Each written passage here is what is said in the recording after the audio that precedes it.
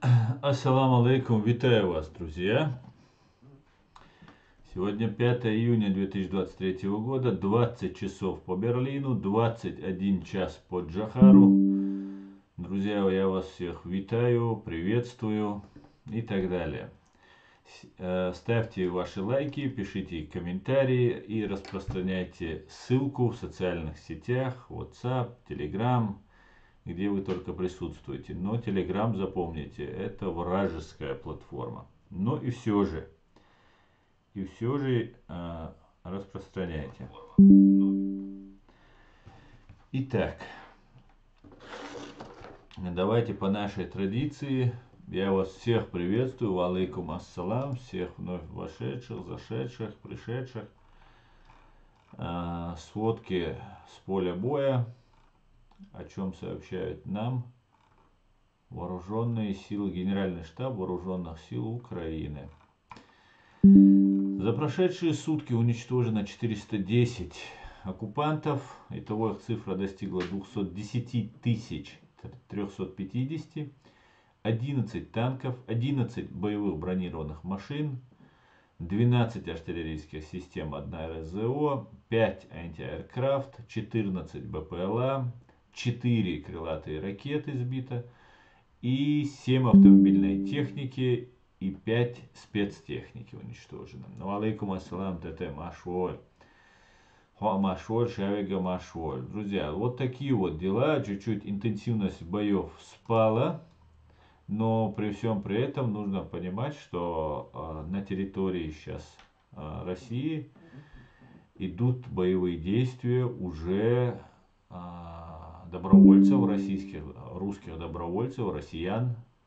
И, как сообщают, и вроде бы там и поляки присутствуют. Не знаю, насколько это верно, эта информация. Ну вот, да, батальон, ну там, я думаю, не только русские и поляки присутствуют, там присутствуют, ну, россияне и поляки, я думаю, там и украинцы тоже присутствуют. Но украинская сторона об этом не комментирует, поэтому мы можем только предполагать.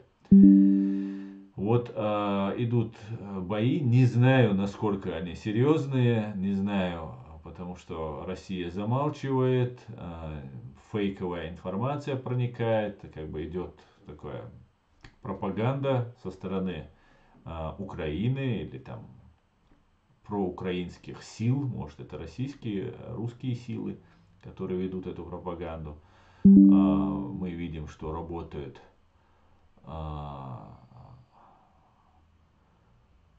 хакеры. Вот как раз мне сейчас задают вопрос, что исчез путь, ролик про полную мобилизацию. По всей видимости, я закрыл этот ролик, потому что, по всей видимости, это работа проукраинских или украинских хакеров. Это накручивание идет от этой ситуации. В этом ничего плохого нет, что и ведется такая работа. На войне такое бывает. Но будем наблюдать, посмотрим, насколько это выгодно Украине, насколько это невыгодно будет в конечном итоге. Но будем рассчитывать, надеяться на профессионализм нашей стороны, и что мы перехитрим или обыграем фашистов с Лубянки. Единственное, что вот эти россияне, которые пошли воевать, они почему-то говорят не про ФСБ, не про Лубянку, не про Патрушева, только про Путина. Путинский режим, путинский режим. Не знаю, может быть такая тактика, надо свергнуть Путина и так далее. Но у меня почему-то, я замечаю, мне кажется, что против Путина ополчились все просто. В том числе и Николай Патрушев, русский Фредди Крюгер, который его вот эти все говорящие головы, блогеры, там от Соловья заканчивая там Фейкинами и всеми остальными, все хают Путина. Ну и почему-то не само ФСБ, хотя Путин это только лишь такая вот ответвление такое небольшое от всей вот этой террористической банды ФСБ. Не знаю, давайте обсуждать, давайте разговаривать, задавайте ваши вопросы, ставьте лайки и распространяйте ссылку на наш стрим. Вени видевицы, валейкум салам, далуизель, маша войль, хо, шаверга. Все вновь зашедшие, пришедшие, всех вас витаю вас. Посмотрим. И вам, Витания, Иван, и вам. А это все местные граждане, так Путя говорил. Совершенно верно, Иван. Да, так он говорил. Не может быть, это не наши хакеры. Ну да, конечно же. В военторге купили хакеров, которые... в украинском военторге купили хакеров и так далее. Салам маршал, Масаргановчино, Дейлер салам маршал. Так, друзья, давайте еще посмотрим. Мустан, алейкум салам. Слава Украине, слава Ичкерии, Боже, храни Аслана Арцуева. Алейкум ассалам, Мустан. Боже, храни чеченский народ, чеченскую нацию. Так. А вы знали, я сегодня только узнал, а вы знали, что одним из идеологов создания Евросоюза и основоположником Европейской Конституции был грузин Михаил Мусхилишвили, профессор права Страсбургского университета, известный европейский политолог, правозащитник и уважаемый юрист. На этой неделе, выступая перед Европарламентом в Брюсселе, президент Грузии Саломе Зурбишвили упомянула о нем в своей речи. Вот вам. Наши кавказцы создали этот Европейский Союз, вот так мы будем говорить. И создадим свой кавказский дом, без сомнения, без какого-либо влияния фашистской России, абсолютно независимый, свободный кавказский дом от влияния русских имперцев.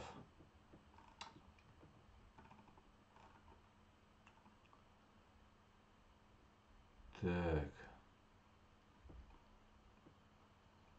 Давайте ваши комментарии. В Библии сказано, посеявший ветер пожнет бурю. Совершенно верно, Иван. Абсолютно верно. Аса, это правда, что ПУ объявил всеобщую мобилизацию? Нет, это украинские хакеры объявили. Как говорят, это были украинские хакеры, которые влезли во все вот эти телевизоры, радио, авторадио. И таким образом подделали голос, записали видео, и таким образом говорят, что это было так. Поэтому я закрыл это видео. Путин пока не объявлял, но это ожидаемо, в принципе. А сам Путин свое отслужил по ходу, а ФСБ и ГРУ это не стареющие организации. Да, совершенно верно, Нохчеры. Совершенно верно. Именно вот, да, сейчас списать Путина, уничтожить там Кадырова и заодно еще порадовать кровожадный российский народ кровью чеченцев, сказать, смотрите, как вы наказали вот этих дикарей кадыровских, которые реально себя вели все это время, как и положено ФСБшным агентам, КГБшным, дикарями, убийцами, садистами и все остальное, аморальными, беспринципными. Вот, да, большая вероятность, что сейчас попробуют уладить, сейчас Путина сместят. Путин единственный против этого. Он будет сейчас бороться за свою жизнь. Но такой выбор, или же Путина смещают, или же все против всех. Ну, скорее всего, вот все против всех это и пойдет. Ну, посмотрим, будем наблюдать. Всем салам алейкум и Витянечка. Хорзум, алейкум салам. Вам тоже нравится, как шимбят Бибекина? Хорзум, мне нравится все, что происходит. Я доволен, на самом деле. Я, если честно, я не думал, что я доживу до этого дня. Я всю свою сознательную жизнь, я в 17 лет увидел первый раз войну. И 17 лет, можно сказать, почти 28 лет, я мечтал увидеть эти дни. Ну, с начала русско-украинской войны, агрессии России против Украины 9 лет назад, я уже понял, что мы к этому идем. что мы идем к полному краху и поражению фашистской России. И в итоге вот, каждым днем все вот становится очевиднее и очевиднее. Вот те мои предположения вырисовывают, ну уже ярко уже вырисовываются. Поэтому процесс уже запущен, он необратим. Фашистская Россия понесет полную ответственность, заплатит компенсацию за убитых, раненых, пострадавших, моральный вред, ну и восстановление всей разрушенной инфраструктуры и так далее, и так далее. И, конечно же, самое главное, это суд над путинскими террористами. И я очень надеюсь, что вот все будет хорошо в этом плане. Поэтому мне очень нравится, мне все нравится. Теперь и умереть не жалко, если честно. Теперь я уверен, что мой чеченский народ выкарабкался и стал независимым, суверенным государством, признанным во всем мире. Хотя он и не признан до сих пор, только Грузией и Украиной, и Афганистаном. Но я уже считаю, что уже все готово. Да, Мула. Да, Мула. Так, давайте дальше. Блин, увидел тебя это видео, аж дрожь от колен до макушки. Блин, увидел тебя это. Что за видео тебя бросило в дрожь? Асан, я рад как никогда раньше тому, что сейчас происходит на России. Ночи. Очень не сейкио. Асан, ходят слухи, что Кадыров просит Путина позволить ему войти в Белгород. Ты слушал что-то подобное? Да, я слышал, что Кадыров говорил, там вот эти пророссийские вот эти предатели чеченского народа выступали, говорили, что кто же это был? По-моему, Демельханов это был, там сидел Алаудинов и еще какой-то их один головорез. И они говорили, что вот они сейчас в Белгород пойдут там и так далее, и так далее. Знаете, будет очень... Смотрите, Россия собирается совершить геноцид над чеченским народом. Очередной геноцид. Для того, чтобы спрятать все свои предыдущие преступления. Чтобы мы не могли нормально судить по закону, в соответствии с международным правом, нормами, принципами права. Судить преступников. И я вот эти вещи очень настороженно к ним отношусь. Сейчас как вариант вот эта ситуация может развиваться следующим образом.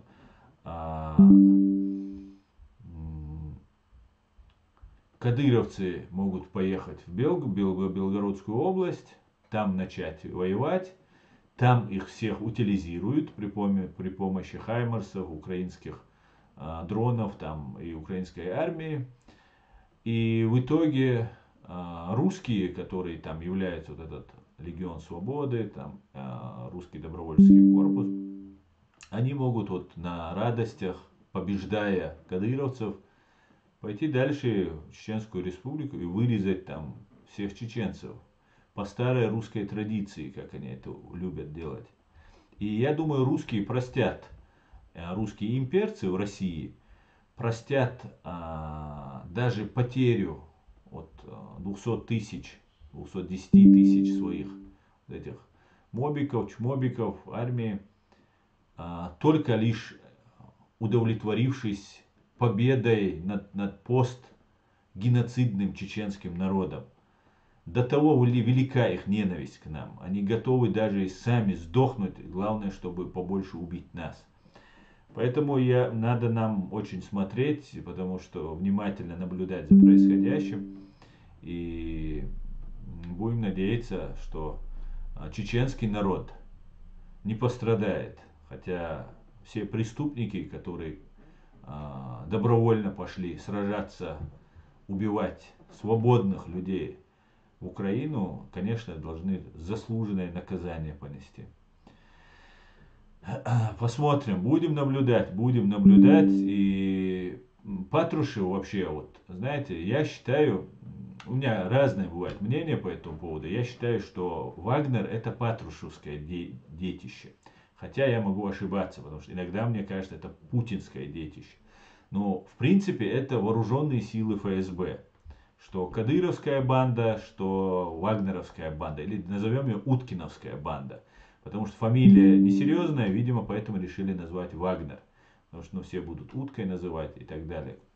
Людям, носящим фамилию Уткин, ничего плохого сказать не хочу. И сейчас вроде бы очень похоже, что так происходит. Например, Фейкин, Пономарев, Гудков, Соловей, которого тоже приглашают, находится в Москве человек, сидит в московской студии, в своей якобы квартире, и этот человек ругает Путина. Хотя он чуть ли недавно просто боготворил этого Путина. Я самые первые его ролики, если послушать, сейчас он уже прямо уже там Путина говорит, что нет власти и так далее, и так далее. Поэтому есть основания полагать, что Вагнер, Уткины, Фейкины и все, кто в Украине, там сейчас все русскоязычные каналы заняли, это люди от ФСБ и курируют их непосредственно. Главным у них является, главнее даже Бортникова, является Патрушев. И то, что сейчас Пригожин рассказывает, что когда они отходили, военные заминировали, а Пригожин наезжает на военных, на Шойгу, на Герасимова, и что потом, когда они выходили из Бахмута, им заминировали и там их обстреливали, показывают какого-то пленного российского, который стрелял по вагнеровцам, и так далее, и так далее. Что есть вероятность, что патрушевцы начинают наезжать на путинцев. И вот эта ситуация, которая складывается, очень, похожа на правдоподобную, что вот реально у них там грязня идет не на жизнь, а на смерть. Кстати говоря, Апти Алаудинова я тоже считаю патрушевским.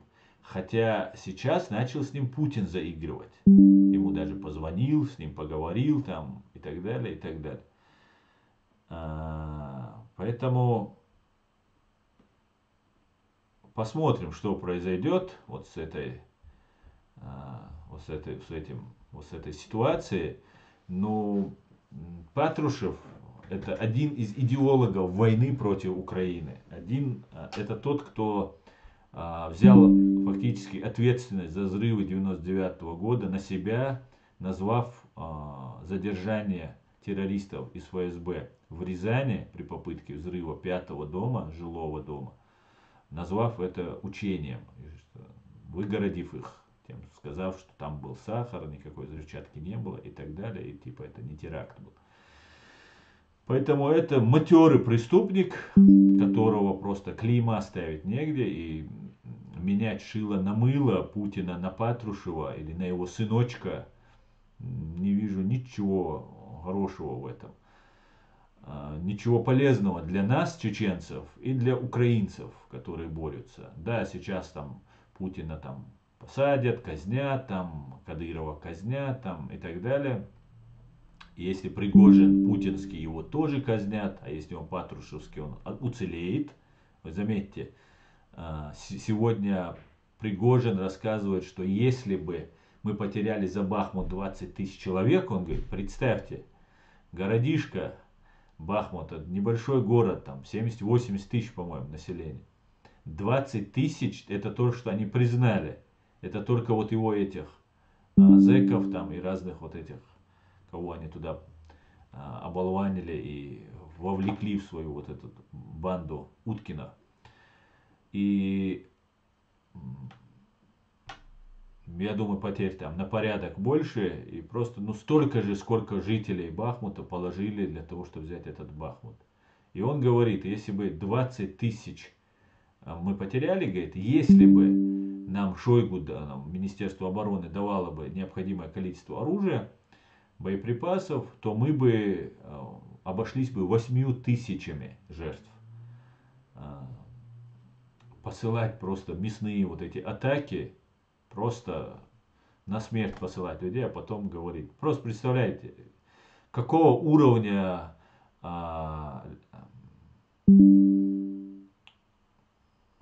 морали, морально-нравственных рамок эти люди просто, представьте. И сейчас Пригожин хочет все с себя вину снять, переложить за большие потери на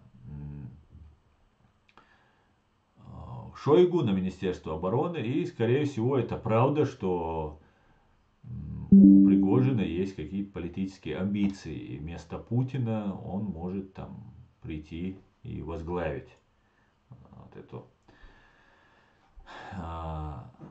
постпутинскую фашистскую Россию. Но это будет хуже, чем даже при Путине. Просто хуже не бывает, можно сказать. Да? Вот это будет хуже. Хуже, чем при Путине. Вот как-то так я это вижу. Ну давайте посмотрим, что вы пишете, друзья. Давайте почитаем, что пишет. Что пишет нам в ТикТок.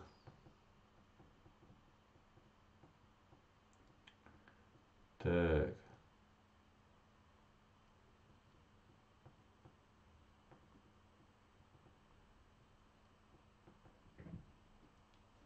Асан, ты в курсе, что подняли тему про Навального? Нет, Мустан. Ну, я слышал, что начали день рождения, там что-то говорить. И все. Видимо, может, его сейчас выпускать будут. Вот это я слышал. Что ты имеешь в виду? Ты то же самое имеешь в виду, что я думаю?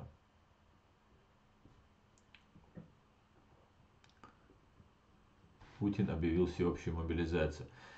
Военное положение в 3 городах. А в 3 областях это было, но ночью потомки Ибрагима, да, по-моему, не полностью двойник виден. Нет, это оказалось фейком. Я тоже выложил это видео, но я его потом закрыл, потому что все говорят, что это фейк. На Радио Свобода тоже говорили, что это происки украинских хакеров, ну или же проукраинских хакеров. Мне интересно, по кодексу какой страны будут судить террористов Федерации? Судить будут в соответствии с международным правом. Международный уголовный суд в Гааге выдал ордера. И будет в соответствии с этим кодексом и будут судить. Кто бы мог подумать 24 прошлого года, что так будет. Я надеялся, конечно, но не представляла. А я был уверен, Хорзум, я абсолютно был уверен. Я не знаю, почему я был так уверен, но я был уверен также 9 лет назад, когда они только аннексировали Крым. Я был уже уверен, потому что до этого они готовили россиян в вузах разных милицейских, там, полицейских, юридических вузах. Первый урок, первая пара начиналась с часа ненависти Америки, как в советское время. И когда я такие вещи слышал еще до нападения на Украину, я думал, ну, к чему-то же готовят вот этих людей. Они говорят, ну, каждый раз, каждый урок готовят и говорят, какая Америка плохая. Хотя Америка, ну, сделала все для фашистской России, и все равно почему-то они считали. И я понимал, что идет конфронтация, и будет очень серьезная конфронтация, что они к этому идут. В итоге так и получилось. Вот, и когда произошло до нападения на Украину в 2014 году, у меня была кое-какая информация, что некоторые вот эти так называемые кадыровцы, но они не кадыровцы, это были ГРУшники военные, они возили оружие в Украину. И вот Гоблин, который ныне является главой Крыма, оккупированного Крыма,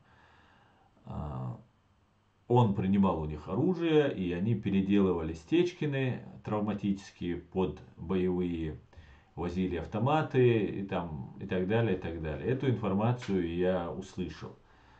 И с тех пор у меня складывалось впечатление, и мне некоторые ребята, которые имели там какие-то отношения, говорили, что ну как у нас дома, там какая-то готовится буча. И реально потом получилась буча через 9 лет. И я тогда писал в разных социальных сетях, и был такой, как радио, вот этот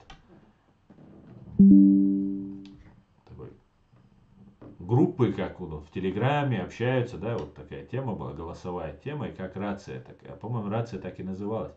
Я там писал и говорил людям, что украинцы на вас нападут.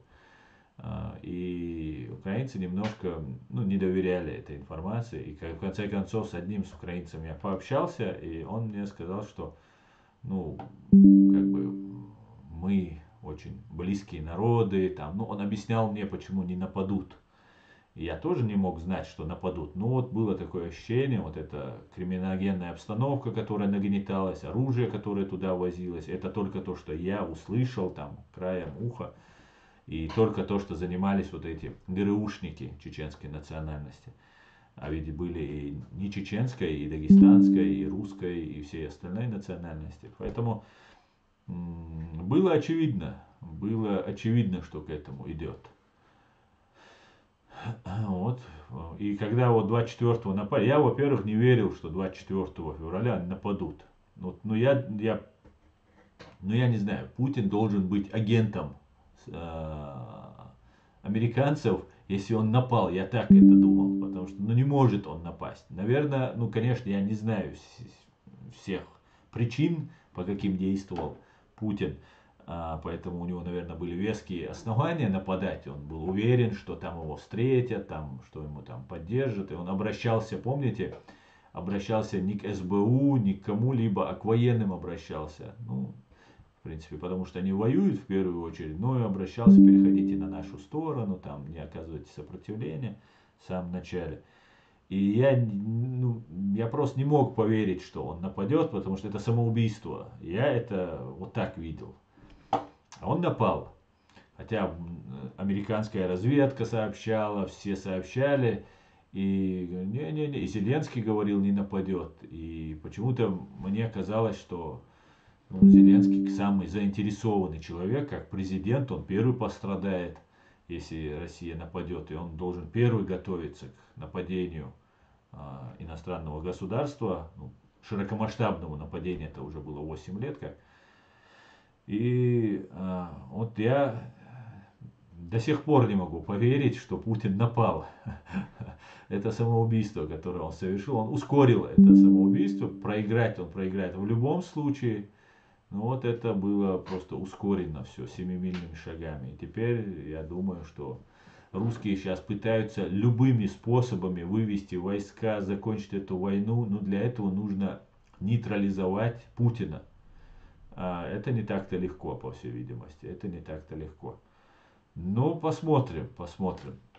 Обычно русские всегда сдают. Вот история России всегда такая. Сперва они вместе грабят, убивают, насилуют, сжигают, все вместе творят, восхваляя своего вот этого императора. И когда что-то происходит с императором, они говорят, это был тиран, бандит, убийца, подонок, и ничего страшного. И говорят, знаете, как в той притче, дракон убить, да здравствует дракон. И нового дракона они начинают также возносить. Тут такая скрепа. Так, давайте почитаю еще ваши комментарии, а то я заговорился. Всем спасибо. Так. Мне интересно, так, это было, утиль едет мощный. Получил сегодня видео, лежат 5-6 кадыровцев, в одном даже пополам разрезали. Вроде и радоваться должен, но все равно жалко и родителей, и семью. Да, я тоже смотрел видео, сегодня посмотрел, там жарко. Бросают, вот эти мясные волны, мясные атаки, они теперь будут утилизировать кадыровцев, чеченцев, скажем так. Но это их выбор. Я уже 1,5 года призываю не делать этого. Не ехать против свободных людей рядом с убийцами, своими многовековыми гонителями насильниками, просто террористами, садистами, рядом с ними сесть в окоп и убивать свободных людей, ну это просто, ну не может в моем понимании чеченец так поступать. Ну нет у нем чеченства, если его вот это если не задевает никак, если это его не касается никак, не чеченец это. Ну, вот не может так поступать ни один человек, называя себя чеченцем. Иван, вот сообразим, главное, чтобы деньги встал. Так, у вас доброе, так, ну, мы так хорошо научились убивать друг друга, что забыли, как жить, говорит Иван. Да, Иван, это большая проблема. Любой человек, который оказывается на войне, он вообще он в другом измерении. Мир, это другой мир вообще, Иван. Ты это знаешь сейчас, наверное, лучше меня, но да, это так. Так,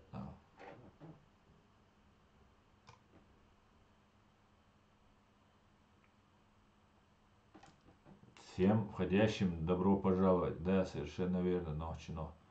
Ассаламу алейкум. Аллаху утвулю алейкум ассалам. Амин.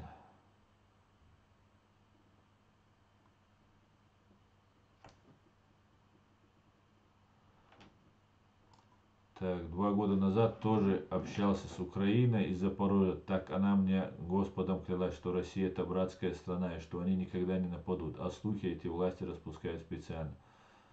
Оля, ну чё, как? Да, ну, знаете, вот эти люди, которые пребывают в этой пропаганде, я не знаю, вы можете их убить, но разубедить вы их уже не сможете, потому что ну, такая пропаганда уже заложенная.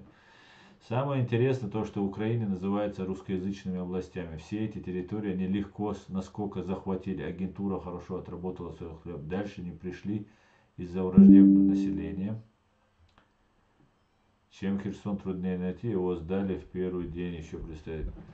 Так, правильно говоришь, брат, я с тобой на 100% согласен. Дуже дякую. Почему ты везде таскаешь этот американский флаг? Потому что я уважаю Америку, и он на моей кепке.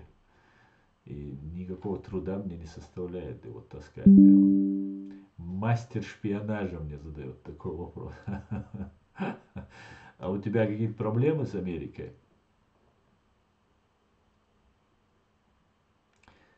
Говорит, что благодаря украинским русским конфликт Чечня спасла от Третьей войны. Я не понял, Мустан. Что говорит, не понял.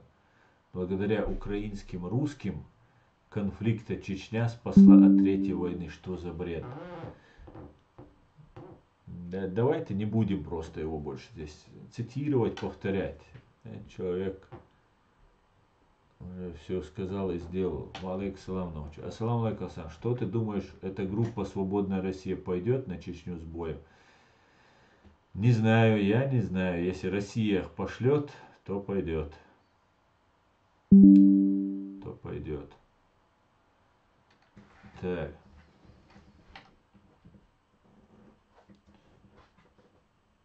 Чем более проукраинские города, чем Херсон трудно найти, а его сдали в первый день. Еще предстоит разобраться в том, кто за это ответственен. Хордом не знаем, а если он был бы так проукраинским, тамошние полицаи, все силы и структуры же из местного состоят, и они перешли в сторону России с первых часов, были уже готовы. Да, это была, конечно, подлость. Ва алейкум ассалам, Дени. Ва алейкум ассалам.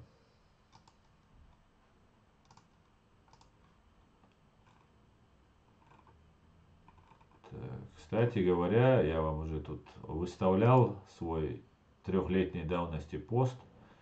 3 года назад мой канал в YouTube Reality долго игнорировали они, долго делали вид, что не замечают,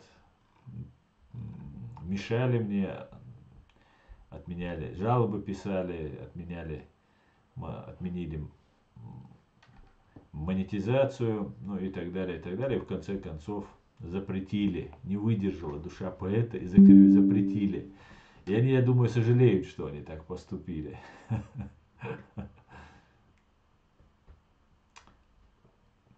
Так.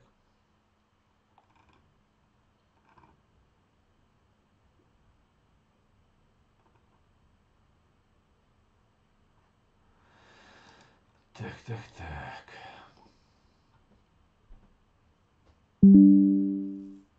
Добрый вечер всем неравнодушным. Слава ЗСУ. Асан, как вы относитесь к РДК и к Легиону Свободной России?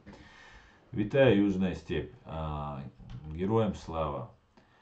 Я отношусь к РДК и к Легиону Свободной России так же, как они относятся к чеченскому народу и к его праву на свободу и независимость, на свою государственность.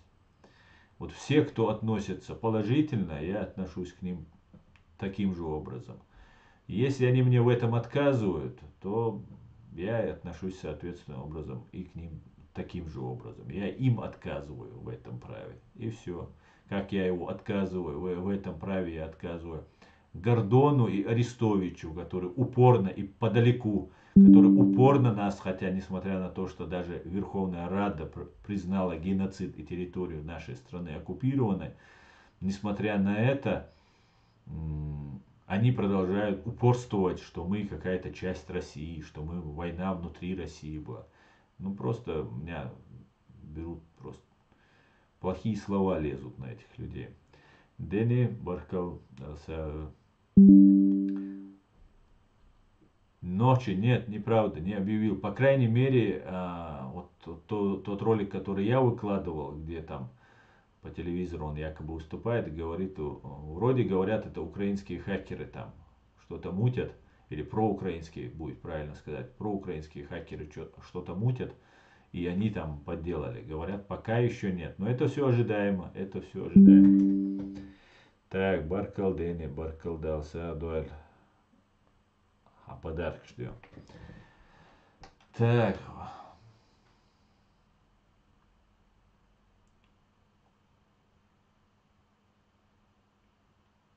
И что тогда делать нам? Там же в Украине воюют наши братья за Украину. Я не понял, Индербили, что ты имеешь в виду?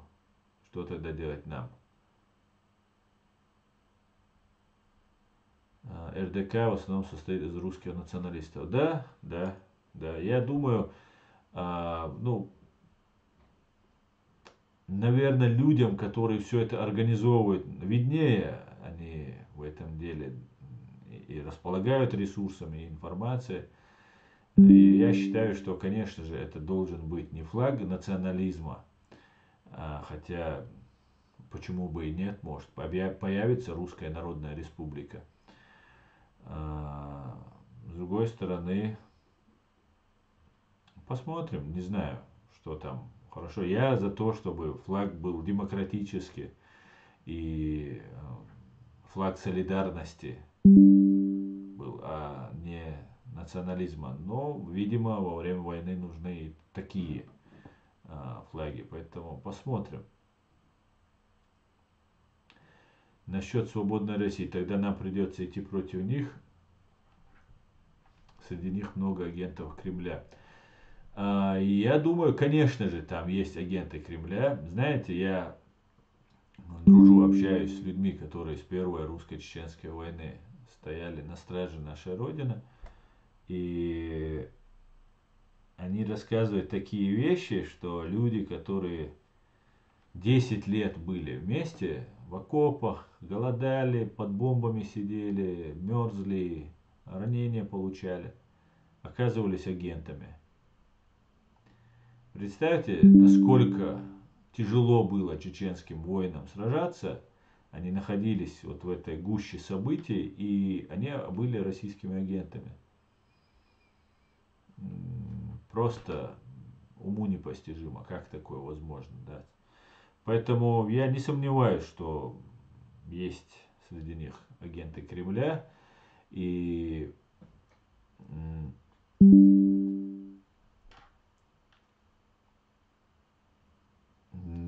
я не думаю, что... Я надеюсь, что нам не придется ни с русскими из добровольческого корпуса, ни с Легионом Свободной России враждовать. Ведь эти люди уже, если на самом деле искренне честны в своих намерениях, побуждениях, эти люди уже являются врагами вот нынешней российской власти. И, конечно же, если они придут к власти, это не значит, что они будут к нами добрыми, с нами, к нам добрыми. Потому что, ну, никогда не была русская власть к чеченцам добрая. Никогда, ни одна власть не была к чеченцам добрая.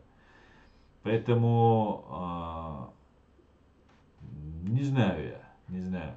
Даже вот ленинская, там, большевистская власть, которая пришла, с которым чеченцы, с которой вместе чеченцы там а, воевали за большевиков, там все такое, там третье, десятое. И в итоге они даже царя расстреляли, даже семью расстреляли.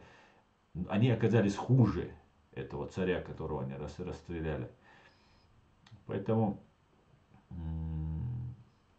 не знаю, посмотрим, посмотрим.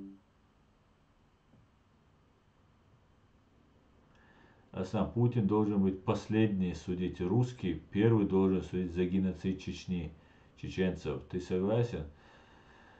Я, конечно же, Мустан, полностью с тобой согласен. Конечно же, тот геноцид, который совершен над нами, Путиным и Патрушевым, и вооруженными силами, и ФСБ, и вооруженными силами фашистской России, ФСБ там и так далее, такого геноцида они даже в Украине не смогли совершить. Просто им не дали, они совершили бы. Федоров, депутат Федоров, путинский человек, он прямо говорил, что надо уничтожить 20% украинцев, чтобы они, как чеченцы, поддерживали Путина. Когда были митинги в Грозном, в бывшем Грозном, ныне оккупированном городе Джахаре, они и там его вот это вот интервьюирующий задает ему вопросы и говорит, вот, почему вот вроде в Чечне была такая война кровопролитная, и они вот поддерживают Путина, там столько людей выходят там с российскими флагами и так далее, и так далее. И как нам добиться того, чтобы Украина также нас поддерживала? И Федоров на голубом глазу заявляет, что 20% украинцев, то есть 8 миллионов украинцев, уничтожит Федоров, и после этого все наладится, все будет хорошо, и украинцы тоже будут ходить строем, поддерживать Россию. И что я в этом, в принципе, не сомневаюсь. Если уничтожить, совершить геноцид, там, поставить нужных людей в нужных местах и уничтожить всех пассионариев, всех патриотов, и не только их, 8 миллионов. Ни в одной стране не наберется 20% патриотов и пассионариев. И вот таким образом они хотели поставить Украину на колени. Но, несмотря на то, что самое большое страшное преступление совершено против нас, сейчас ведущую роль играет Украина. И те страны, которые ее поддерживают, они сейчас видят только вот, и как бывает обычно, вот сейчас льется кровь, вот за это, как бы, вот это интересно, и журналистам интересно, и там, правозащитникам.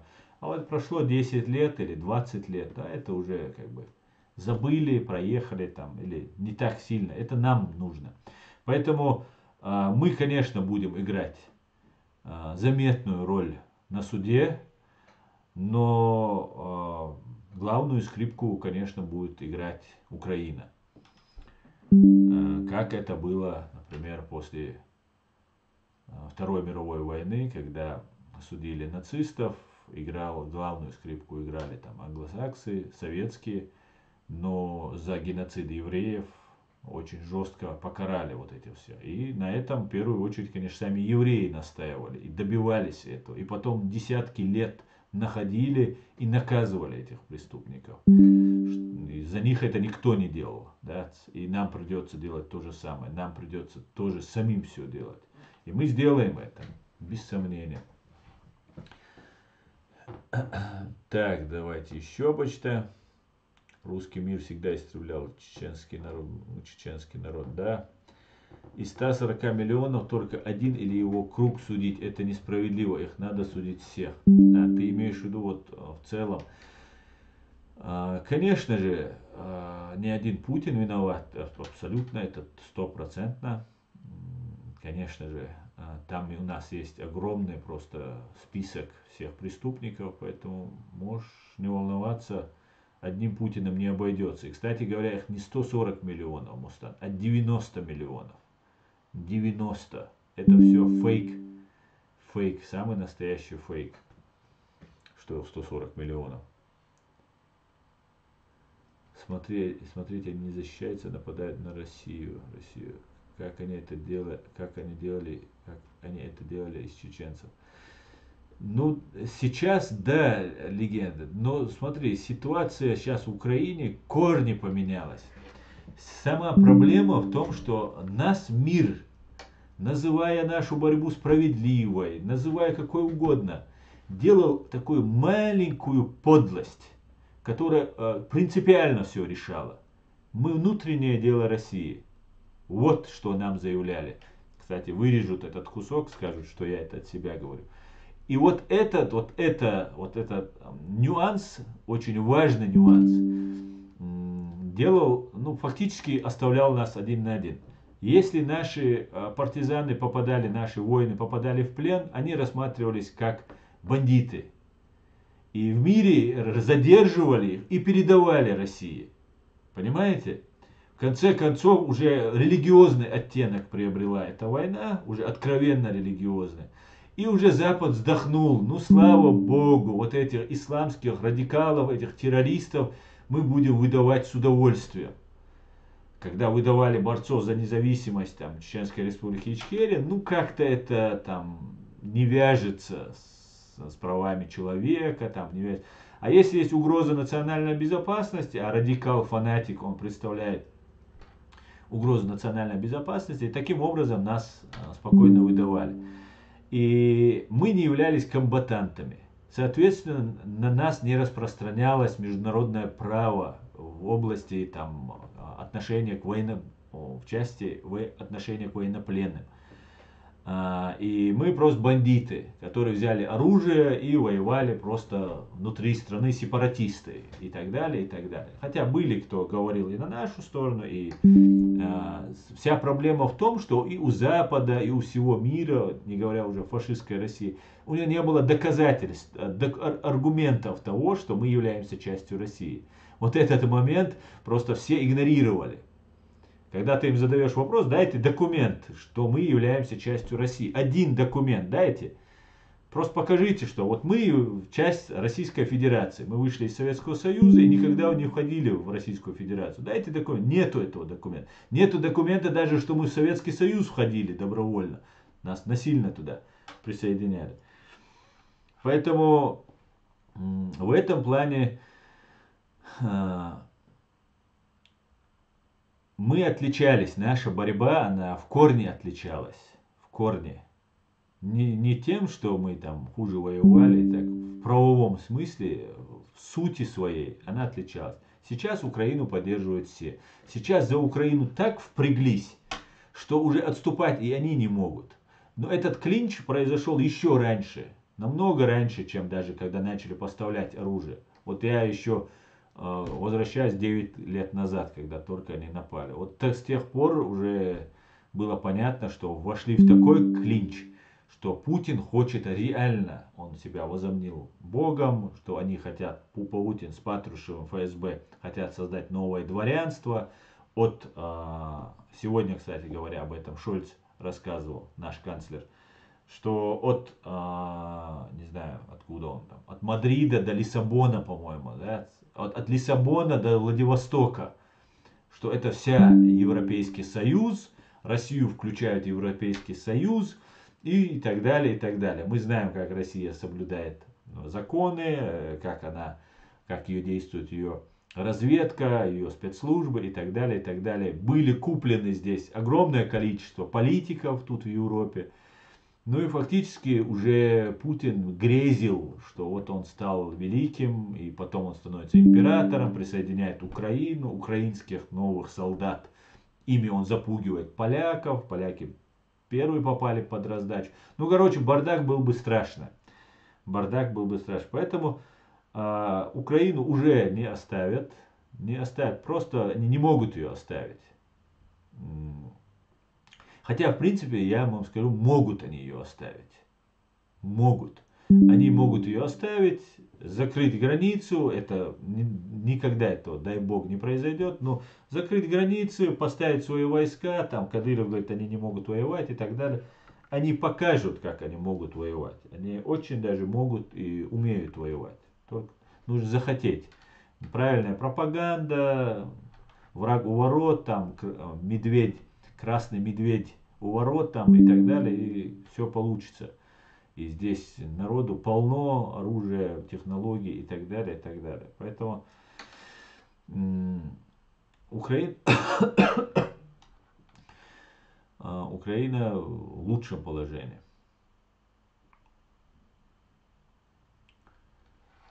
Так, давайте дальше. Да, ОБСЕ нас признали, все равно Запад лукавил. Да, совершенно верно. Как вы думаете, что должен сделать Чечень, чтобы вернуть нашу независимость?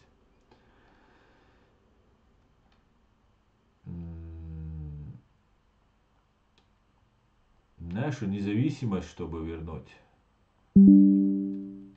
нам нужно объединиться, нам нужно правительство, нам нужно независимое, не подрусское правительство, которое будет признано международными институтами, Организацией Объединенных Наций, в первую очередь Англией и США, и вот тогда и другие нас признают. Вот что нам нужно. Нам не нужно сейчас воевать, там не нужно призывать к этому. Я сегодня разговаривал, там голосовыми обменивался с человеком, который говорит, что нет, без войны мы не победим и так далее. Конечно, должна быть сила, она у нас появится, полицейская сила, военная сила, она у нас обязательно будет. Несколько тысяч в Украине воюют наших бойцов за Украину, поэтому это уже есть люди, которые умеют держать оружие, умеют воевать, мотивированы. В этом плане нам нужно, чтобы наше правительство, независимое правительство, и его я нашел при долгом, упорном поиске, все 8 лет, которые я нахожусь, 9 лет или сколько я, 8 лет здесь нахожусь, 7, почти 9, 8 лет почти. Здесь в Европе я нашел только президиум правительства Чеченской Республики Ичкерия в лице Аяда Эдигова, Аллы Дудаевой, Мусы Таипова и других там людей. Вот кроме них у нас нету правительства. Вот это правительство должен мир признать. И мы, чеченцы, должны поддержать это правительство. И вот шаг за шагом на основании права, на основании политических, дипломатических усилий мы придем к нашей независимости. Вот и все. Государство у нас есть, все у нас имеется. Единственное, может произойти подлость со стороны Запада, если, например, удастся Ахмеду Закаеву и его вот, людей, которые вокруг него собрались, если они смогут обмануть Запад или договориться с Западом, и тогда это будет нам просто удар в спину, который, я думаю, нам не нанесут. Я убежден, что его нам не нанесут, но всякое бывает, потому что чего-чего, конечно, подлостью США и Англия не отличались никогда. Никогда они не совершали. К нам точно и в мире нету истории таких подлостей, которые там мы ожидали от русских, получали от русских. Поэтому будем надеяться. А так нам нужно, ну, конечно же, как бы мы ни поддерживали, вы можете все меня поддерживать, но если я буду ничего не делать и молчать, то никакого толка от этого тоже не будет. Поэтому, конечно, президиум правительства тоже должен работать. Он должен открыто, честно говорить, работать в этом направлении. Конечно же, это бесспорный факт. И в этом плане поддержка и деньги, которые выделяются там на Ахмеда Закаева и его вот этой театральной труппы, это, конечно, мягко сказано, театральная труппа это как комплимент даже, потому что это нисколько не театрально, там собрались и предатели, и убийцы, а если ты работаешь на русских, другим ты быть не можешь, а такие среди них есть. И поэтому в этом плане нам нужно вот к этому прийти. Это будет наше единство. Это будет нашим единством. Вот так мы объединимся. А Запад, он смотрит, кого поддерживают. Поддерживают чеченцы, там, Махмудова. Все, значит, значит будем иметь дело с Махмудовым. Потому что разведки, любые разведки, которые общаются, например, с любыми государствами, эти разведки, они в первую очередь, они имеют дело с любыми людьми. Вообще, с самыми отъявленными мерзавцами и подонками они имеют дело, и это в порядке вещей. Это их работа. А вот нам нужно, чтобы нас представляли люди достойные. Достойные. Будем наблюдать, будем посмотреть, как говорится.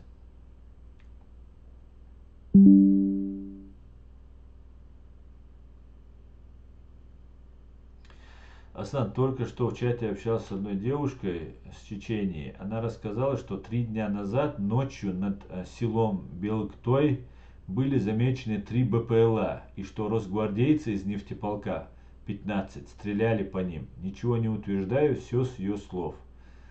15 минут стреляли. Ага, очень интересно. Но это тоже было ночью ожидаемо. Это тоже ожидаемо. Прилетят туда дроны, прилетят они, и за Кадыровым прилетят, и за другим прилетят дроны.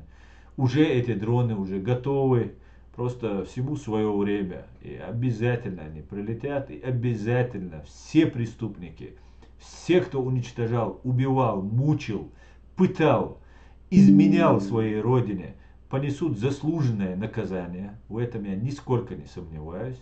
Да, мула. С этой мыслью засыпаю, с этой мыслью просыпаюсь. И живу весь день с этой мыслью, чтобы все понесли ответственность. Все до единого, кто виновен в гибели, смерти, в ранениях, в незаконных арестах, посадках и так далее, чеченского народа. Вот все виновные, да, Аллах, понесут ответственность. Вне зависимости, русские это или чеченоговорящие. Для меня нет ни малейшей разницы между этими людьми. Если наоборот, я к чеченоговорящим, предавшим свою родину, в самое трудное время, во время геноцида чеченского народа, занимавшие такую позицию, я к ним намного хуже даже отношусь, чем просто к оккупантам. Потому что есть основания. Аслан 3 года назад сказал, что дроны будут. Да, чем? По-моему, да, где-то 3 года, может, 2 года назад на митинге я еще к Путину и к Кадырову 2 дрончика. И к Патрушеву обязательно. Обязательно, без этого никак, да. А так, посмотрим. Но вообще-то я за то, чтобы задержали и судили. Я за такой расклад, потому что это намного важнее, чем их уничтожат. Это намного необходимо для истории, для права, для справедливости. Убийство это не выход, это не метод. Нужно справедливое судебное разбирательство с адвокатами, пускай у них будут адвокаты, все как положено, но только так строится государство, только так строится международная система. Да. Так, почему не обратиться в Верховную Раду Украины? Почему Идигов не обратиться в Верховную Раду Украины, не объяснить, что Закаев самозванец? Ну почему же? Я не знаю почему. Это не ко мне вопрос, почему Идигов не обращается, но почему ты считаешь, что в Украине не знают, что Закаев самозванец? Мне кажется, то, что с ним не встречается Зеленский, это тоже очень о многом говорит. и так далее, и так далее. Хотя он абсолютно без стеснения пытается всячески там подмахнуть, подмазаться, но не получается, не принимает то. Поэтому знают, кто такой Ахьяд Дигов знает, кто такая Алла Дудаева знают, в Украине знают, в Грузии, в мире, в Англии, в Америке, везде знают. Везде. И кто этот, и кто они, все знают. Но как-то так, да, друзья, как-то так. Так, мы уберем церкви, синагоги из Чечни. Ночи. Мы уберем вот таких людей, которые так говорят. Мы не уберем ни синагогу, ни церковь, ничего мы. Религию мы не будем трогать ничего вообще. Она абсолютно вне политики, и она свободна. Любая религия, которая у нас там будет. Ты вот сейчас то, что говоришь, это чисто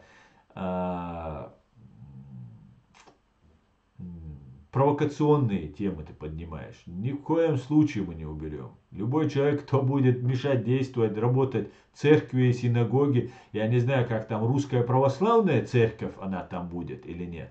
Вот этот вопрос будем мы обсуждать, потому что это агентура. Но если перестанет действовать КГБ, если будет суд над ФСБ, а у нас живут русские православные в нашей стране, то, конечно, мы не можем запретить им ходить в свою церковь или иметь свою церковь.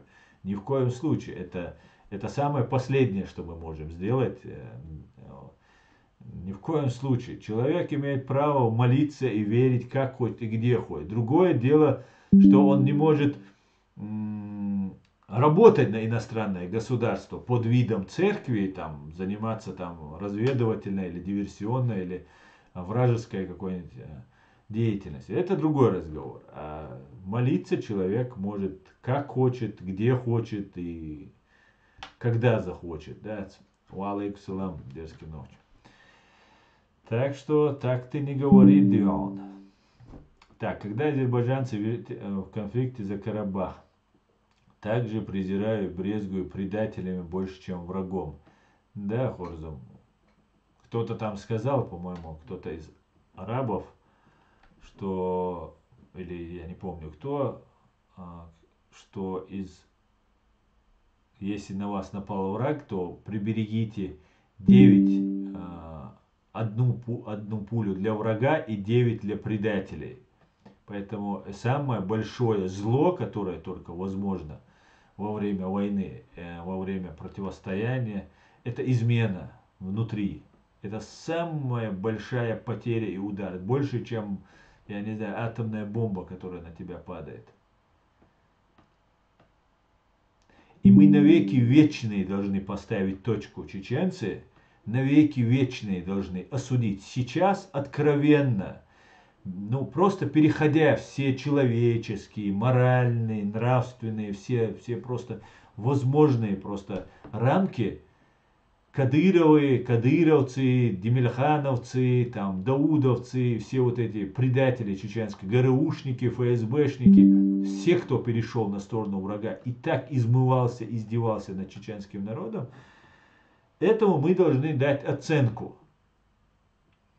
Правовую, юридическую оценку. Навеки вечная мы должны дать эту оценку. И эти люди должны быть наказаны. Все до единого. Так или иначе, если он не убивал людей, то, конечно, его не убивать никто не должен и не имеет права. Но закон о люстрации, что лишение некоторых прав людей, там, в том числе голосовать, там, участвовать в выборах, занимать какие-то должности государственные там, и так далее. Конечно, это мы должны сделать. Если мы этого не сделаем, мы никакое государство не построим. Опять это будет какая-то там фигня.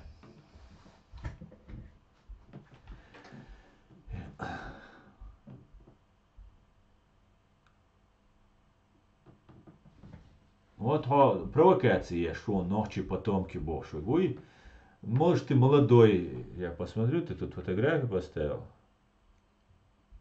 Ты не молодой, я тебя знаю, да. твою фотографию я видел. Ты не молодой, но вот ты сейчас занимаешься провокацией. Кафиры не будут жить в Чечне, там, пишешь по кафирскому ТикТоку, по кафирскому, наверное, айфону, в кафирской стране живешь, и вот такое говоришь. Ну, это провокация чистой воды. То, что ты делаешь вред чеченцам. Нас убивают русские, ты прячешь всех русских, русских имперцев, прячешь их за всеми другими людьми. За 7 миллиардами людей ты прячешь. Ты вот занимаешься, понимаешь ты этого или не понимаешь, ты занимаешься провокацией.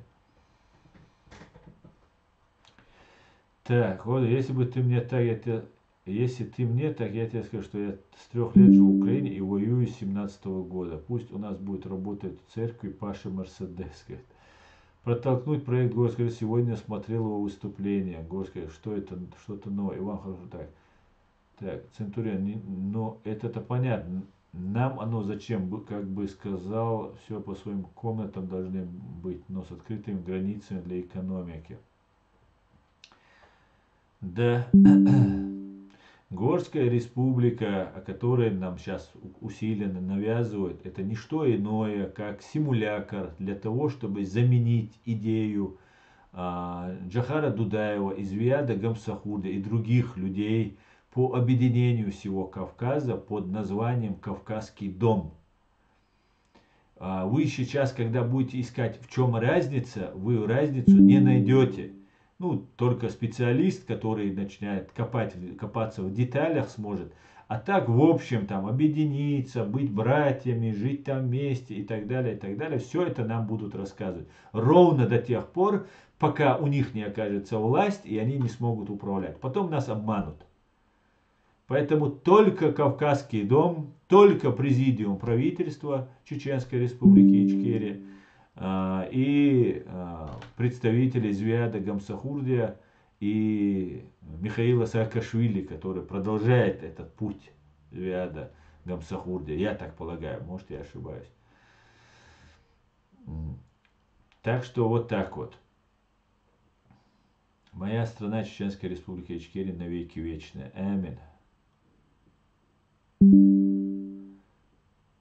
Блока таких, кто так говорит, Аслам, про религию. Да, я другого выхода не вижу. Кто будет тут рассказывать там, что там, кафиры, мафиры, там, кефиры и другие молочные продукты упоминать, я их буду просто банить. Мне надоело это объяснять. Аслан готов поклясться, что он сейчас живет в кафирской Европе, получает пользу всеми благами кафира и сытый от этой жизни пишет тебе эту чушь от нехватки новых ощущений. Да, я тоже думаю, что это именно так. Хай мостовить кафиш бош юмшца дюч. Да, совершенно верно. ТТ. Сначала нужно Ичкерию освободить, а там посмотрим. Ну, смотрите, там знаете, как может быть? Произойдет признание Чеченской Республики Ичкерия. Это первое, что нам нужно добиться от международного сообщества. Вот все, мы получили эту бумажку, все, мы признаны. Печать поставлена, подпись поставлена, все отлично. И вот оттуда мы уже должны дальше исходить. Как только будет признана Чеченская Республика Ичкерия независимым суверенным государством, мы должны будем думать о том, чтобы объединиться в Кавказский дом. Тогда мы уже будем на равных с Грузией. Мы и так на равных, но в юридически правовом смысле, международном правовом смысле, это не на равных мы.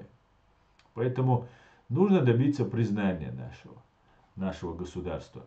И должны требовать суда над всеми преступниками, вне зависимости от их национальности или на какой стороне они находились, которые совершили преступления в русско-чеченских войнах против чеченского народа и государства. Вот таким образом мы сможем прийти к Кавказскому дому. Кавказскому дому. Совершенно верно ночью, да, Иштхаладис. Так, Аслан готов поклясться, что он сейчас же так. Это я читал. Иван, что ты на тамбочку катишь? Сам такой, если что. Дал док хостила. Дере свой хонки жахар. Масера хостила. Добрый вечер всем добрым людям. Витаю, витаю. Жеки Чан. Саши пацан. Спасибо. Я не знаю, что это значит, сундук. Но это подарок-то. Спасибо за подарки, друзья. Цаэльчу мадацу, Жеки Чан, мадачу, сатильча.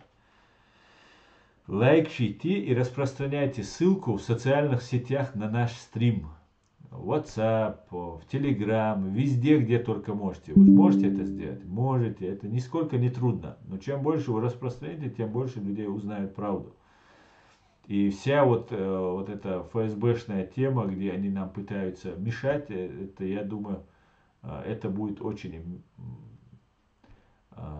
препятствовать их деятельности. Они пытаются нам препятствовать.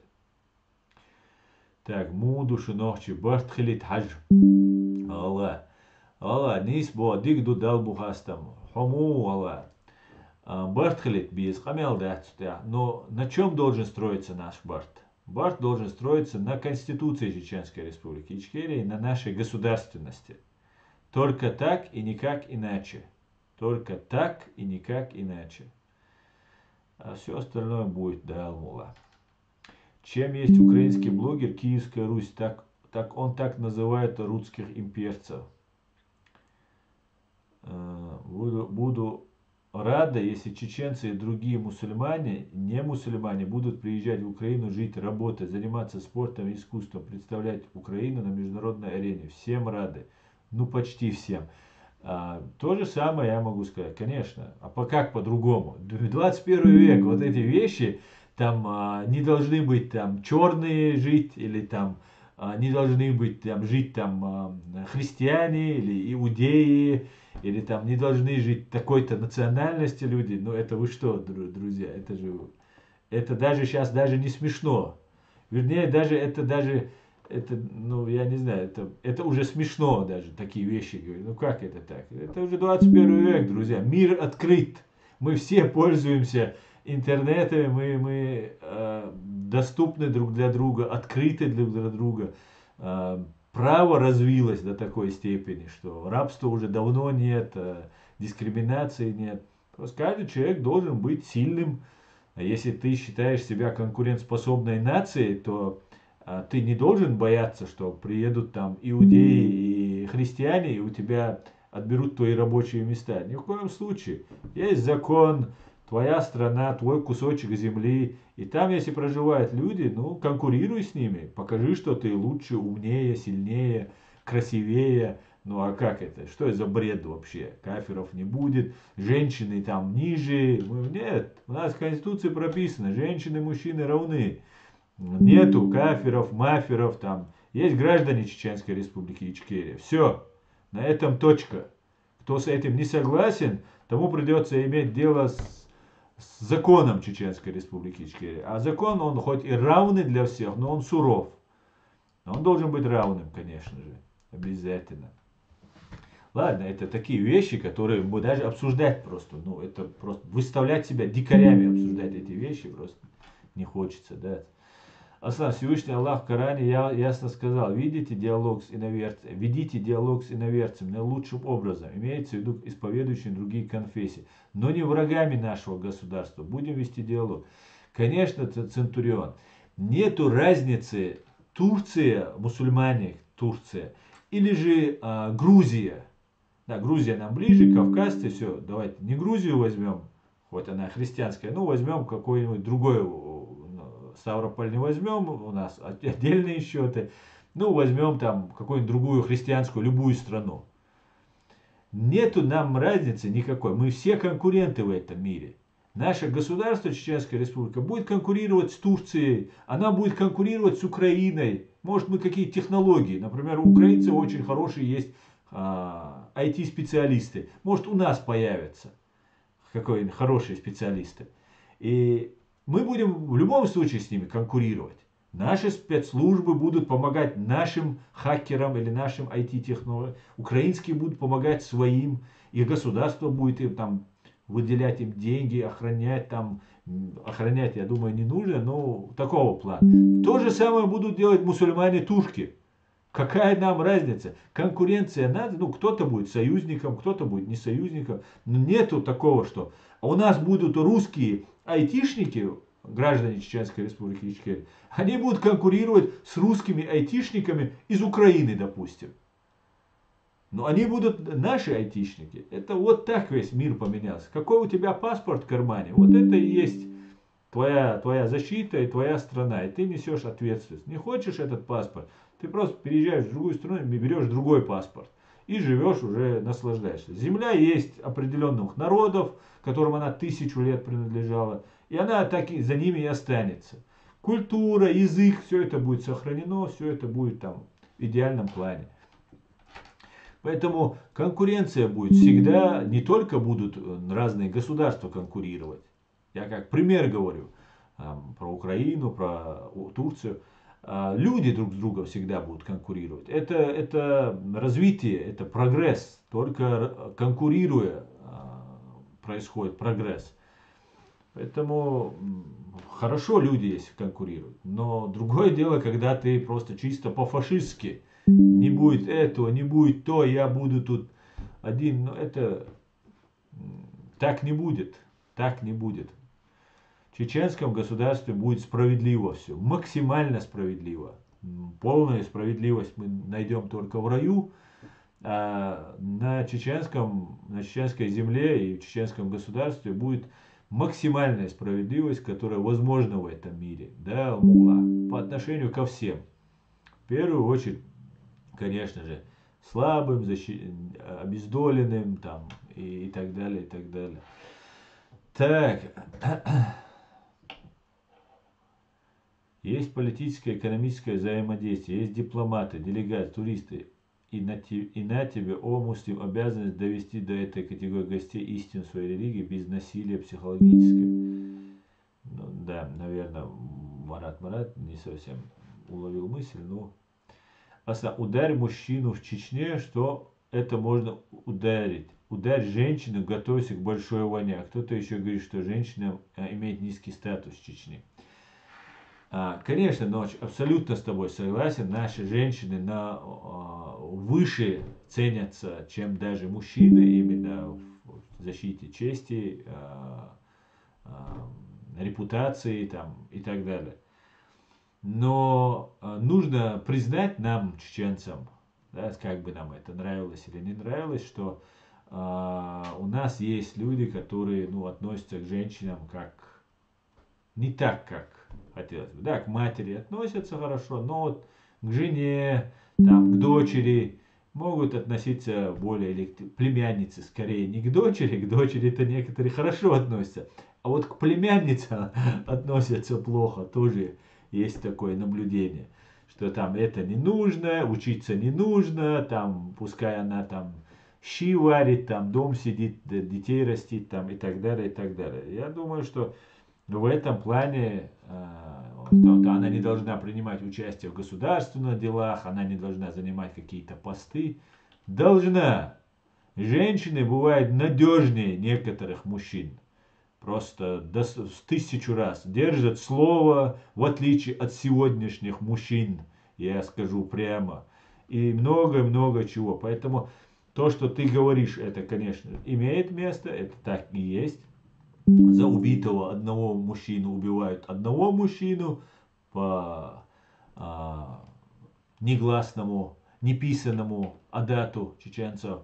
А за женщину убивают 2 мужчин, а за беременную женщину 3 мужчин. Вот так расклад идет. И мы редко можем услышать, что кто-то там ударил или побил чужую женщину. Там, это просто нонсенс. Практически невозможно это. Хотя сейчас тут в Европе появляются разные провокаторы, которые начинают там заниматься там полицией нравов они стали. Они объясняют, как женщине одеваться, как женщине говорить, что ей делать там, и так далее, и так далее. Максимум, что чеченец может, это пожаловаться ее родственникам и сказать, она себя ведет недостойным образом. Все. На этом любое право любого чеченца по отношению к любой женщине заканчивается. Он может пожаловаться, что она там курит, пьет, там матерится, еще что-то она делает. Это уже ее родственники решают. Это их проблема. А вот сейчас вот появились здесь разные вбросы, там и там полиция нравов. Какая полиция нравов? Каждый день чеченцев убивают. Идите вон, российское посольство. Там наводите там полицию нравов. Да. Кстати говоря, у нас в Германии, кроме Бонна, закрыли все консульства и очень сильно сократили штат российского бандпритона, так называемого посольства фашистской России. С чем я вас всех поздравляю, друзья. Так, мы будем стараться переманить хорошими условиями труда ваших айтишников. Так это работает. Конечно, Хорзам, вот это и есть конкуренция. Когда вы просто создаете условия для людей, которые хотят приехать. Например, украинские и российские айтишники, они в Америке. Потому что там все условия создаются. Если Украина создаст лучшие условия там, для чеченских айтишников, и они уедут в Украину, ну, ничьей вины в этом нет, кроме самих чеченцев, государства чеченского, если они не удержали своих айтишников. Совершенно верно. Вот это и есть конкуренция. Так и должно. В современном мире так развивается. Это не значит, что все стали дружными, все стали там, я не знаю, себя рубаху снимать, отдавать. Нет, ничего подобного. Мир такой же конкурентный, такой же жестокий, не такой же жестокий. Хотелось бы, чтобы он не такой же жестокий. Он такой же суровый и так далее, и так далее. И это нормально, так и будет развиваться. Человечество только так и развивается. Просто нужно минимизировать войны, полностью блокировать вот это террористическое учреждение, террористическое КГБ СССР и ГРУ. И вот таким образом действовать. Ну, как-то так. Так, вот там золотые слова. Иван, какие же там были золотые? В каком месте?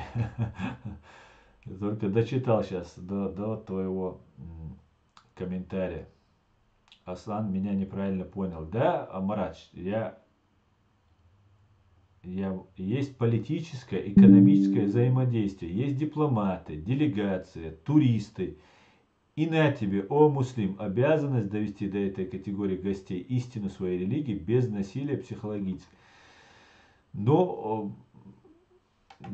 я не совсем просто разобрался в том, что я обратился к тому, кто хотел запретить церковь. Вот, все, теперь понятно, Марат, теперь твоя мысль ясна. Так, а сам менять так, это было, на таких сразу нужно указывать, показывать свое истинное отношение к таким людям, кто про религию плохо говорит. Так, украинцы очень трудоспособные, творческие люди, умеют крутиться. Да, да, я сегодня смотрел видео, вообще просто уникальное видео. Граната сидят в окопе друг против друга, русские и украинцы, и россиянин бросает гранату. Украинец ловит ее и бросает туда же, откуда вы, в ту же лунку. И бабау, взрыв, короче. В него кинули гранату, он ее успел взять и бросить обратно. Просто чудеса. Самое интересное, ну это я так, про умеют крутиться. Этот выкрутился. Их двое, по-моему, было. Он спас себя и своего товарища.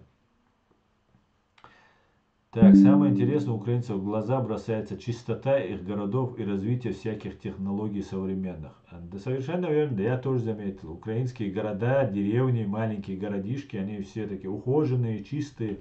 Да, это правда. Так, давайте почитаем ваши комментарии.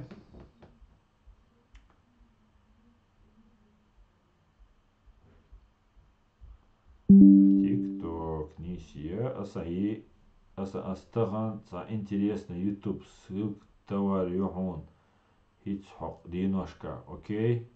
Ехкам по Горской республике про соглашение документов про это. Вайца уже сигнал, что Закаевский идеюч.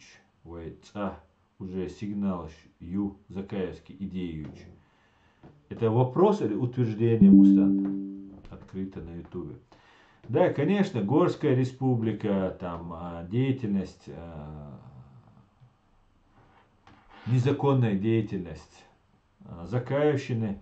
это все, конечно же, должно реагировать не мы с вами. Мы должны реагировать, конечно, мы а, должны этим всем интересоваться, но на это должно быть решение, постановление по Горской республике, по вот этой деятельности, по этой деятельности Закаева-то уже неоднократно, а я Дигов делал обращение, говорил прямо об этом, но документ должен быть. Мне, как юристу, всегда нужен документ, на что ссылаться.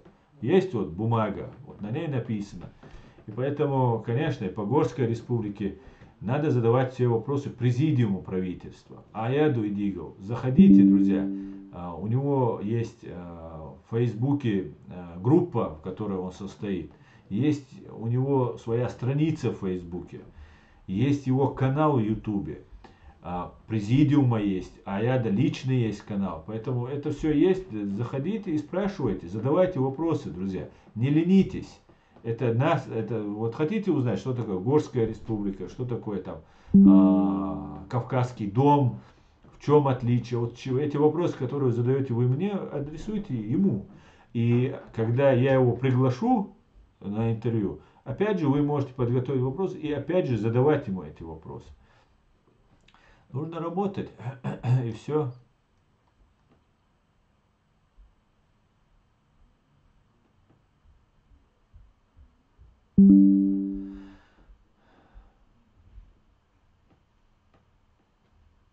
Из Чеченской республики Ичкерия, но знаю украинскую мову.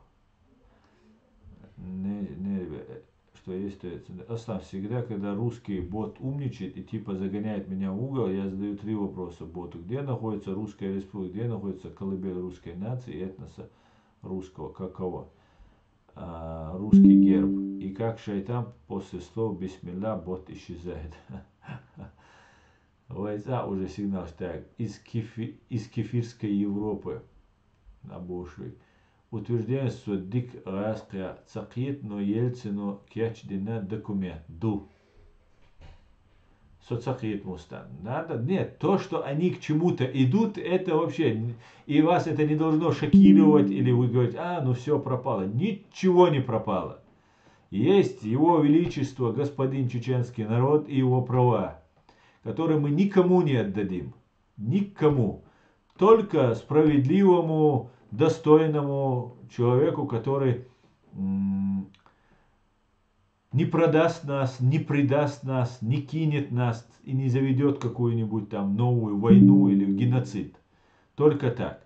И поэтому не нужно по этому поводу даже беспокоиться. А так, конечно, они сейчас будут новые документы там, будут там красиво все рассказывать, что вот там признать и так далее. Даже если Запад признал бы, это не произойдет. В таком случае даже мы не должны отчаиваться.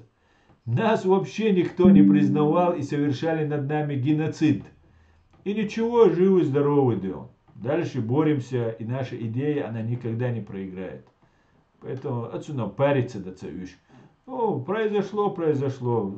При Дудаеве это все было. При законно действующей власти Джохари Дудаева были люди, которые там говорили, что они власть. При Аслане Масхадове было, в Урус-Мартане группы там на Теречном районе там группы. Вот это все было, все это проходили.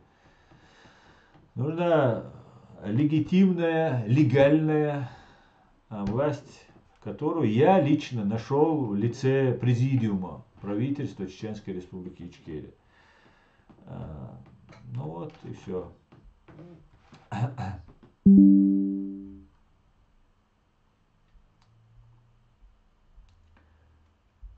Дени дался öyle подарок. Цаиль чума дать солнце тильчер.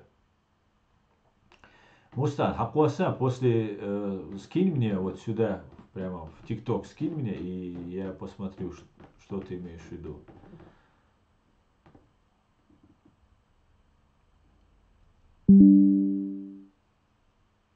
Так, друзья, мы уже 1,5 часа в эфире.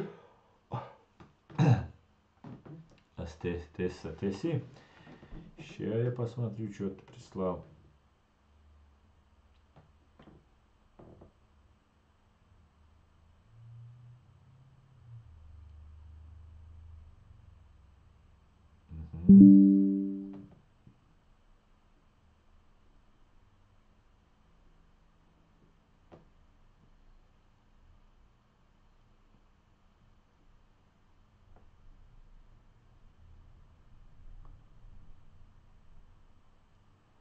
Так, момент.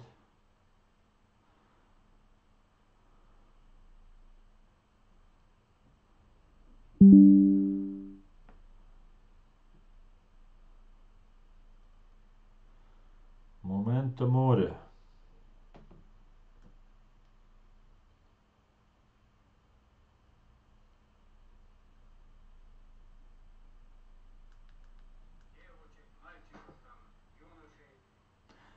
Ага. Ну, я посмотрю. Это 43 минуты, это долго.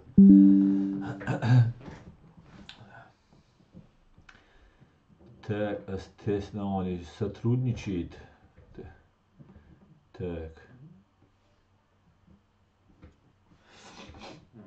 Так. Маршал, вы рыбак. Пока русские все не станут на колени, не покаются, нет им прощения. Ми плюс. Я полностью с тобой согласен. Русские должны каяться и извиняться за все то зло, которое они причинили. Очень-очень многим людям. И посмотрим, как они будут каяться. Посмотрим.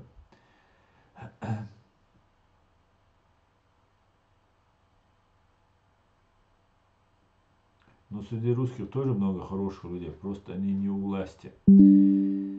Ну, как тебе сказать, хороших людей бесспорно есть. Но знаешь, если оказаться во власти, он почему-то становится плохими. Вот он вроде хороший, вошел в эту власть, в русскую власть, и все, имперскую власть. По-другому там невозможно. Россия должна потерпеть военное поражение. И должна признать это, и все. И Дигл с Закаевым сотрудничает, я не знаю, дескать. Нет, конечно, я не думаю, что сотрудничает. Нет. Фактически Аят Дигов прямо говорит о том, что Закаев преступник, что он попытался узурпировать власть. Он это рассказывает, есть документы у меня здесь в Ютубе, в разделе сообщества, кстати, недавно выложены, там долго искать не придется, можете зайти и посмотреть. Там есть документ, где Дока Умаров в декабре 2007 года объявляет Имарат Кавказ 11, по-моему, декабря. Сейчас я посмотрю. Ну ладно, сейчас искать. В ноябре за месяц, за 27 дней, по-моему, если быть точнее, до того, как Док объявил как рядовой гражданин, не как президент Ичкерии он объявляет о создании Марата Кавказ, а как Докка Умаров он объявляет, рядовой гражданин. За месяц до того, как он объявил об этом, Ахмед Закаев, Сараляпов, они фактически пытаются захватить власть и объявляют, Сараляпов объявляет о том, что вот он является, это надо прочитать, является, фактически они становятся верховными главнокомандующими, президентами и всеми остальными, которыми только регалиями и должностями, которые только имеются. Сейчас я вам это все наглядно расскажу. Поэтому Аят Дигов прямо обвиняет его в этом. И это как бы не секрет ни для кого. Сейчас я найду этот. Вот недалеко. 9 декабря 2007 года в качестве частного лица президент Чеченской республики Ичкерия Док Умаров заявил о формировании организации Имарат Кавказ. Заранее, почти за месяц до этого, 6 ноября 2007 года, Сараляповская Закаевская группа объявила о передаче полной власти в Чеченской республике Ичкерия к парламенту Чеченской республики Ичкерия. То есть возложили на себя. Таким образом, у нас есть два документа, свидетельствующие о попытке узурпации власти еще до объявления Доккой Умаровым об Имарате Кавказ. И вот я вам сейчас покажу этот документ. Я его сейчас зачитаю.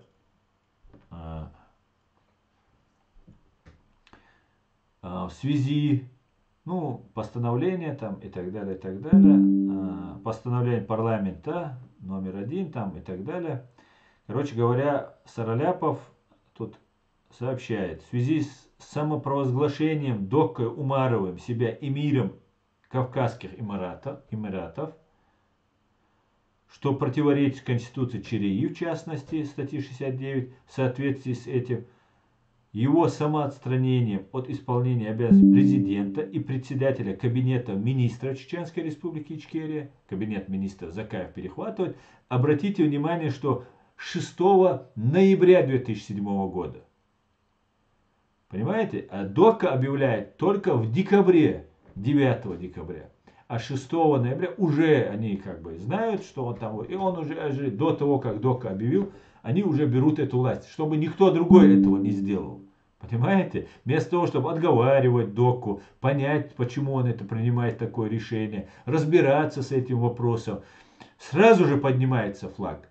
До того, как еще ДОКа изо рта своего или там до документа это еще сказал, уже захват идет. И вот постановляет до проведения новых свободных выборов в соответствии с разделом 4 статьи 86-88 возложить всю полноту власти в Чеченской Республике Ичкерия на парламент Чеченской Республики Ичкерия. Постановление вступает в силу с момента его подписания. Контроль за исполнением данного постановления беру на себя, заявляет Жалауди Сараляпов, председатель парламента Чеченской Республики Ичкерия. 6 ноября 2007 года. Я уже 8-9 лет, 8 лет почти нахожусь здесь в Европе, я так и не нашел Сараляпова. Почему-то агент российских спецслужб Тумсо Абдурахманов нашел его и сфоткался даже. А я даже его в интернете нигде так и не нашел. Нигде не видно, о чем он говорит. Нету его партии, нету его людей, ничего нету вокруг Сараляпова.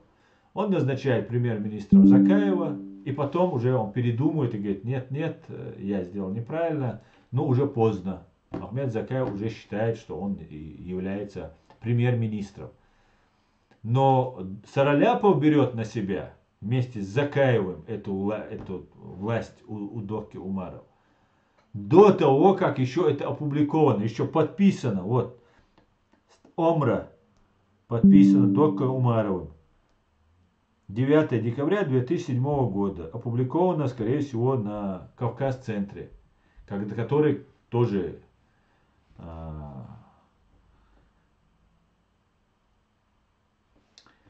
должен много что ответить на вопросы чеченского народа. А Маулади Удугов и все остальные, кто отправил наших людей в Сирию воевать, молодежь, как они призывали и так далее. Это там большая просто, здесь не разберешься. Здесь следствие должно разбираться, мы не должны тут догадками заниматься. Поэтому нет, конечно, ни в коем случае Аят Идигов не коллаборационирует с Закаевым.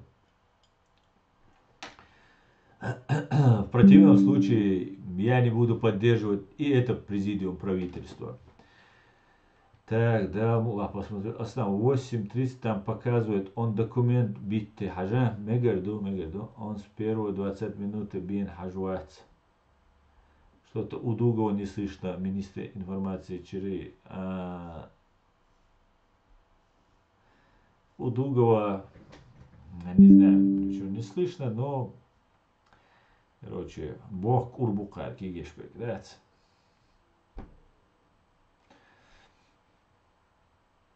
Если русский это этнос, ответ хоть на один из трех. Мы вот так. Асан, конечно, ты прав в этом-то. 400 лет не повелись, и сейчас там более париться не будут. А хана пришла между Шандал, Мулахан Кижа. Но я вот так.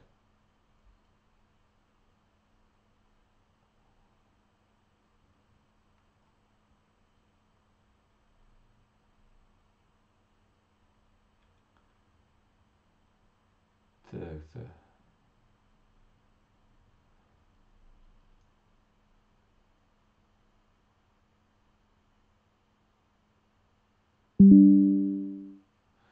арабы, турки и тому подобное просто обманули чеченцев. Именно они и перевели всю борьбу чеченцев в религиозный аспект. Бесперспективный фанатизм ни к чему хорошему не приводит, ни в каком деле. Я не думаю, что только арабы и турки в этом причастны. Это, конечно, нужно было в первую очередь русским. России, империи это нужно было. Конечно, помогали все, но виноваты в первую очередь, конечно, фашистская Россия. Власть исходит от народа, а захватить власть равносильно как поработить народ, так и передай Шаке Муинцуре. Передай Шаке Муинцуре. Именуйте Шаке Муинцуре. А сам всеобщая мобилизация это правда? Нет, Рич, это неправда. Это неправда. Это говорят, что это фейк. Это говорят, что это фейк. Асан, до Умара до месяца он подготовился и дал опыт с Хусейном до пару месяцев. Асан, до Умара до месяца он подготовился. Это совпадение или и дал опыт с Хусейном до пару месяцев? Соцакит мустан ахубо. Это совпадение или опыт? Соцакит он ахубо. Дядя покойно рассказывал, как русские грабили земли татар, и им все было мало, пока этот русский не сдох, и его не закопали в землю, и даже эмоционально. Салам ашлу ночи, оми самел гаттеш дол адами, дейлер салам ашлу вендетта, машу. Так.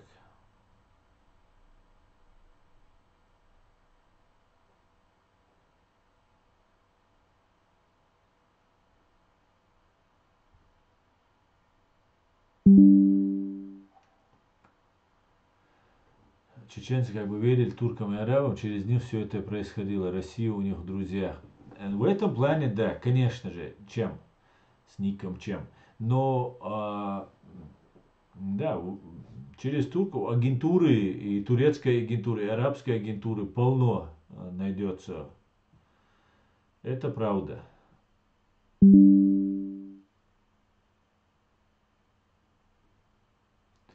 Асан, как тебе новости про ФСБшные курятники под видом посольств? Отлично просто, Вендетта. Теперь, знаешь, осталось дело за малым.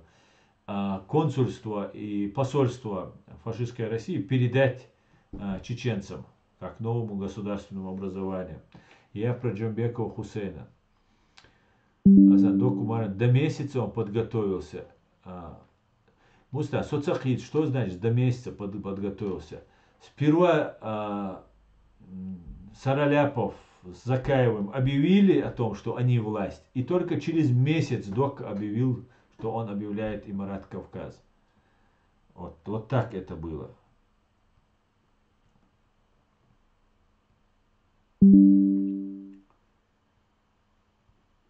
Вот.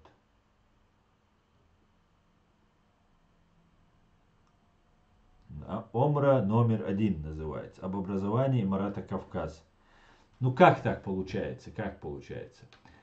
Да, я понял. Окей. Я эту новость ждал каждый день, говорит Вендетта.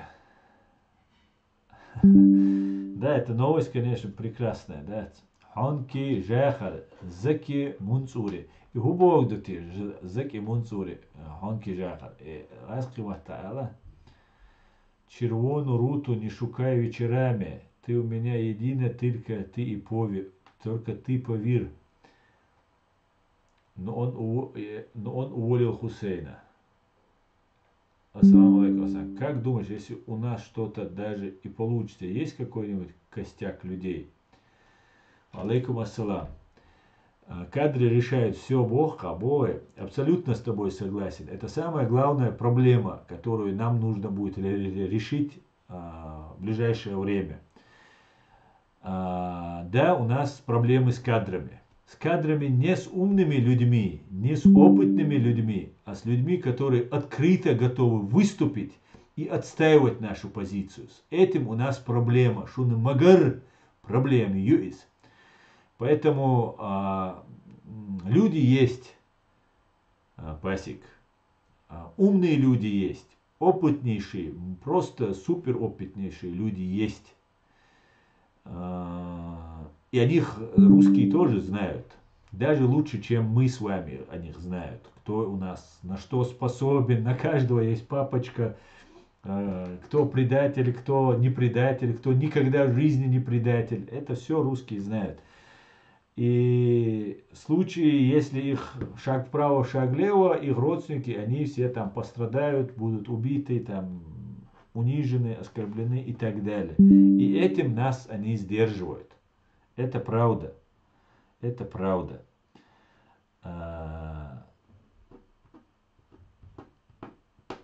И большая проблема, Духас, что в такое тяжелое время, что такие уважаемые, достойнейшие люди, которые прошли огонь и воду, и медные трубы тоже, а сейчас молчат. Это большая проблема. Это большая проблема на сегодняшний день. Посмотрим, да, Адигнакхиду. Салам всем свободным людям, салам людям, салам асан. Салам, Эд, витаю тебя. Витаю. Брату Шмако почтальонов все меньше остается. А где в то время был Заки? В Европе? Да, он в Европе находился, Шамиль. Тогда Заки, не помню, в 2001-2002, когда он там уехал под видом типа авария, там, типа ранения там, и так далее. На самом деле была авария.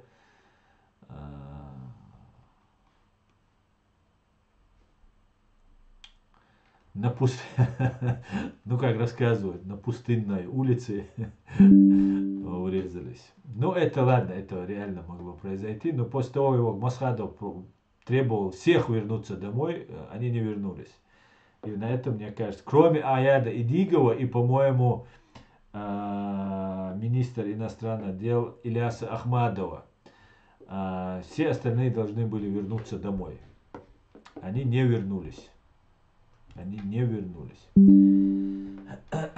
Какая работа здесь проведена, мы все видим. Просто мы видим. Она просто отрицательная. Здесь вот эти все люди, которые здесь находились, они только вот собирали, ничего не делалось. Имитация деятельности велась, что мы вот что-то делаем, и все. Никто ничего не пытался делать.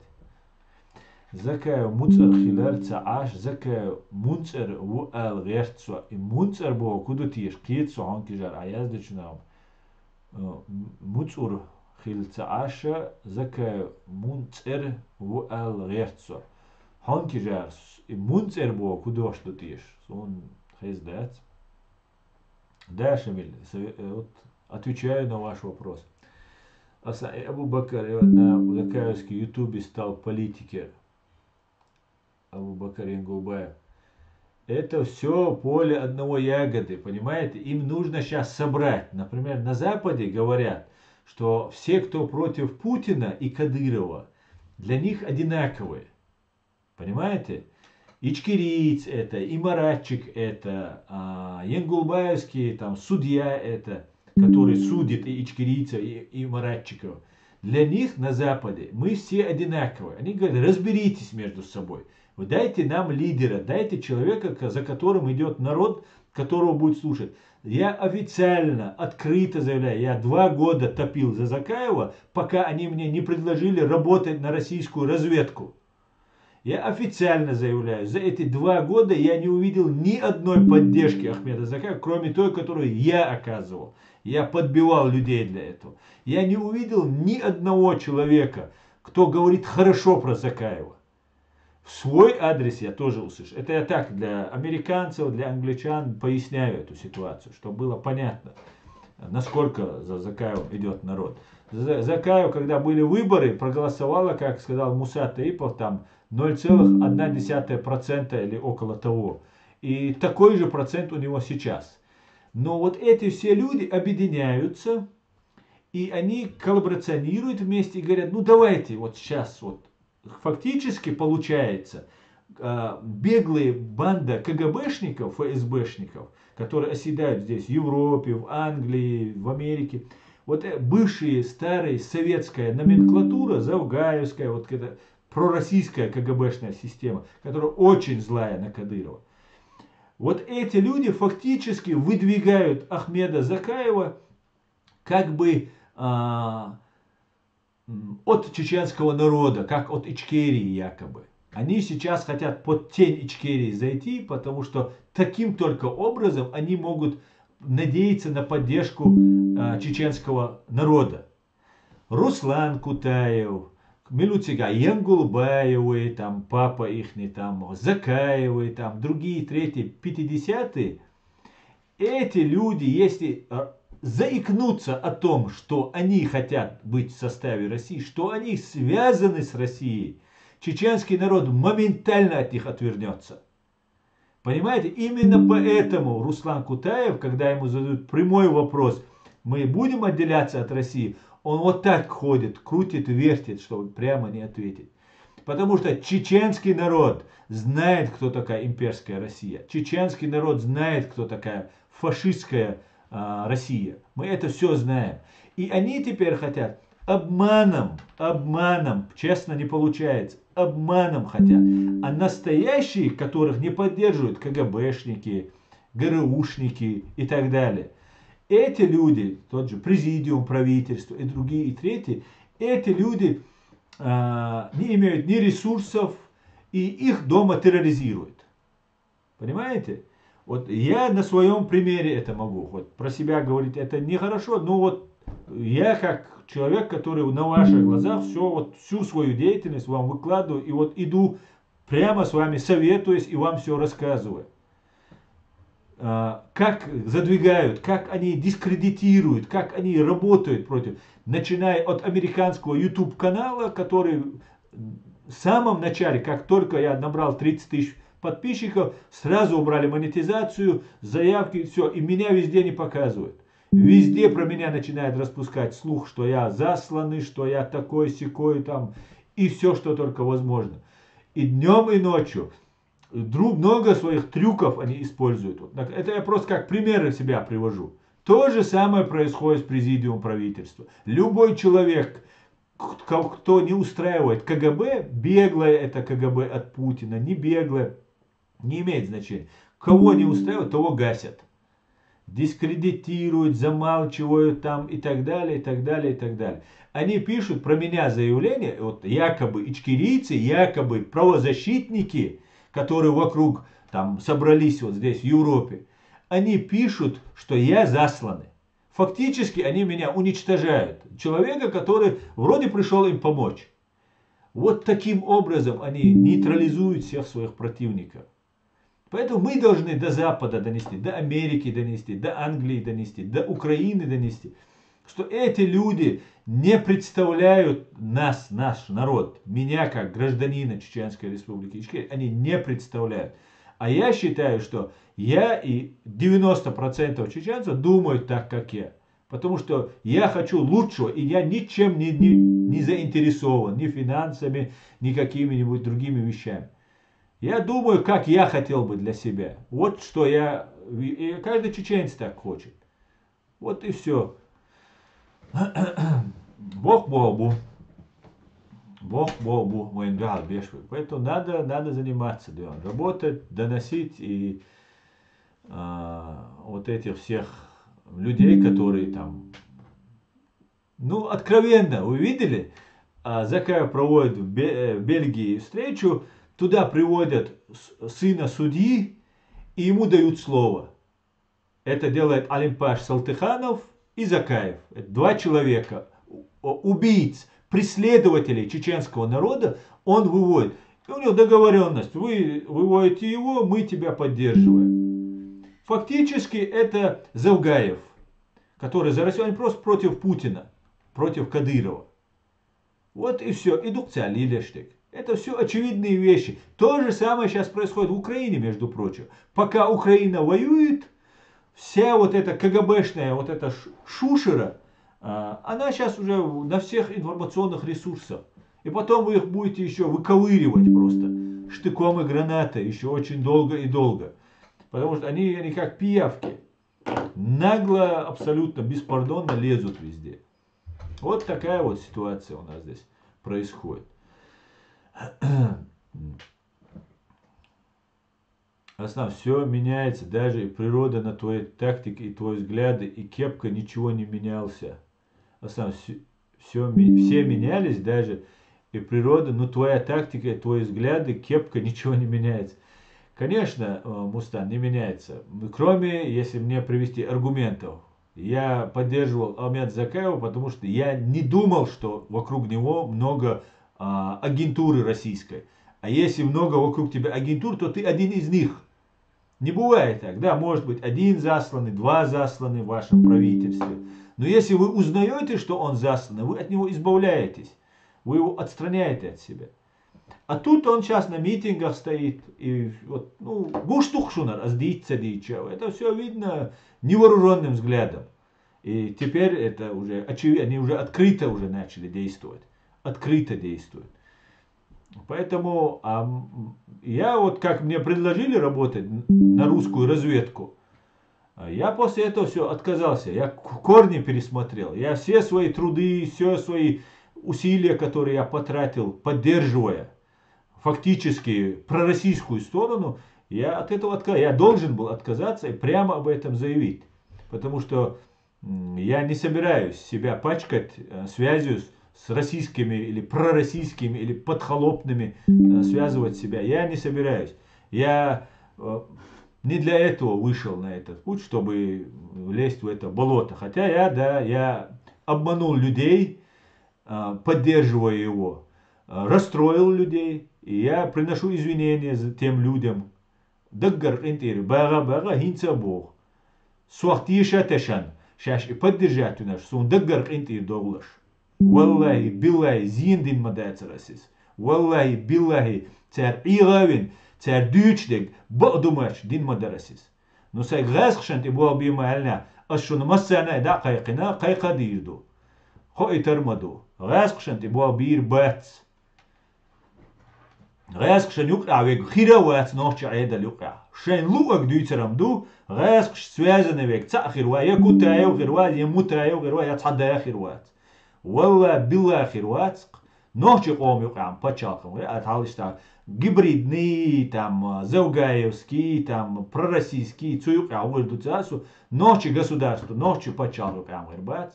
Пенсия дау, шашки преступления, цельно, от и дакидиш, от и шаш, адыч. Так, давайте еще комментарий. Асан, я не могу понять, почему...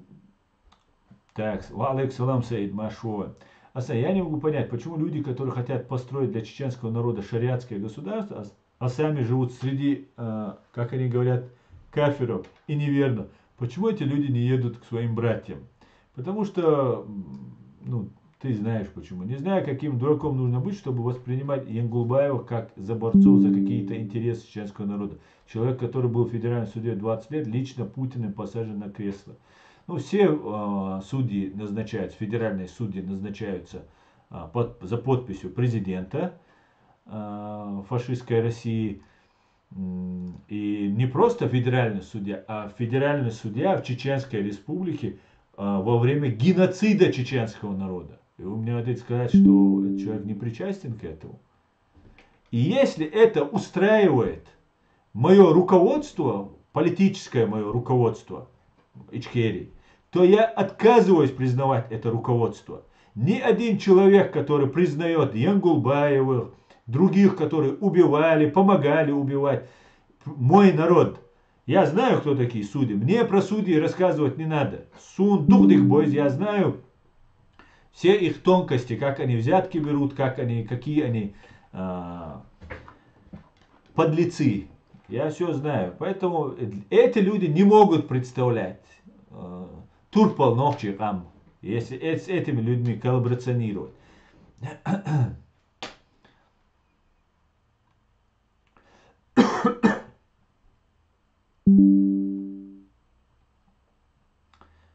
Так, Аслан, ты им соперник. Кому, Саид? В том-то и дело, Саид, я им не соперник. Я не собираюсь ни в какую власть идти. Я не собираюсь ни один пост брать на себя. Я собираюсь заниматься, вот такой вот я человек, вот я так решил, как бы это ни казалось странным. Или может мне не верят кто-то, потом настанет время. Нет, не настанет это время.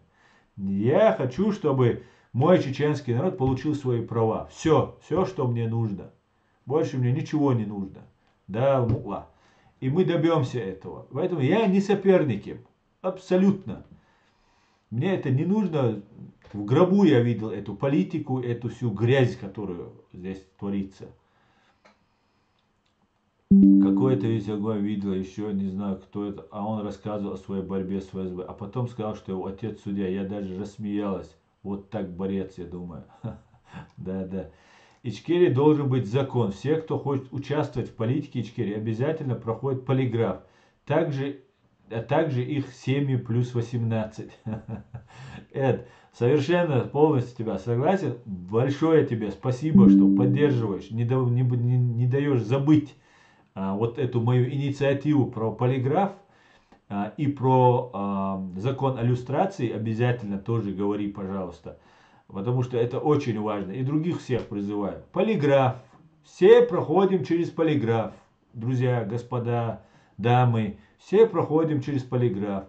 Служили вы России? Готовы ли вы предать чеченские интересы народа, чеченского государства и так далее, и так далее, и так далее.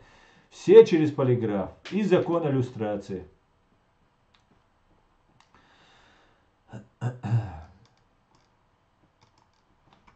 Так, Асан, нет, это была перезагрузка матриц, если ты их не знал, так что ты не понял бы их, как сейчас. Идигу и патриотам Ичкерии нужно тут Украине создать альтернативные батальоны. Дерзкий ночи. Альтернативный союз. Это наша армия, это наши солдаты, наши воины. Правильно?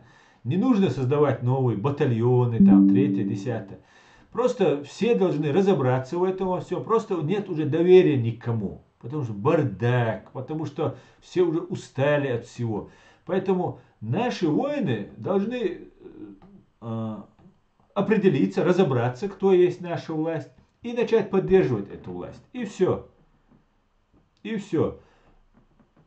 Больше ничего не нужно. Свобода слишком дорогая вещь, чтобы обрести ее малой ценой. Джохар Дудан, нам нужно еще многое сделать, не падать духом и верить в лучшее, ни шагу назад. Совершенно верно, Вендетта, так как сейчас падать духом, это было бы просто сверхглупостью.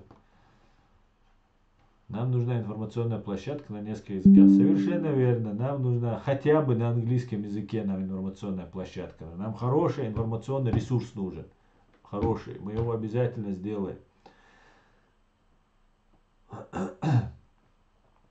Аслан, нет, это была перезагрузка матрицы. Если ты их не знал, так что ты не понял бы их, как сейчас.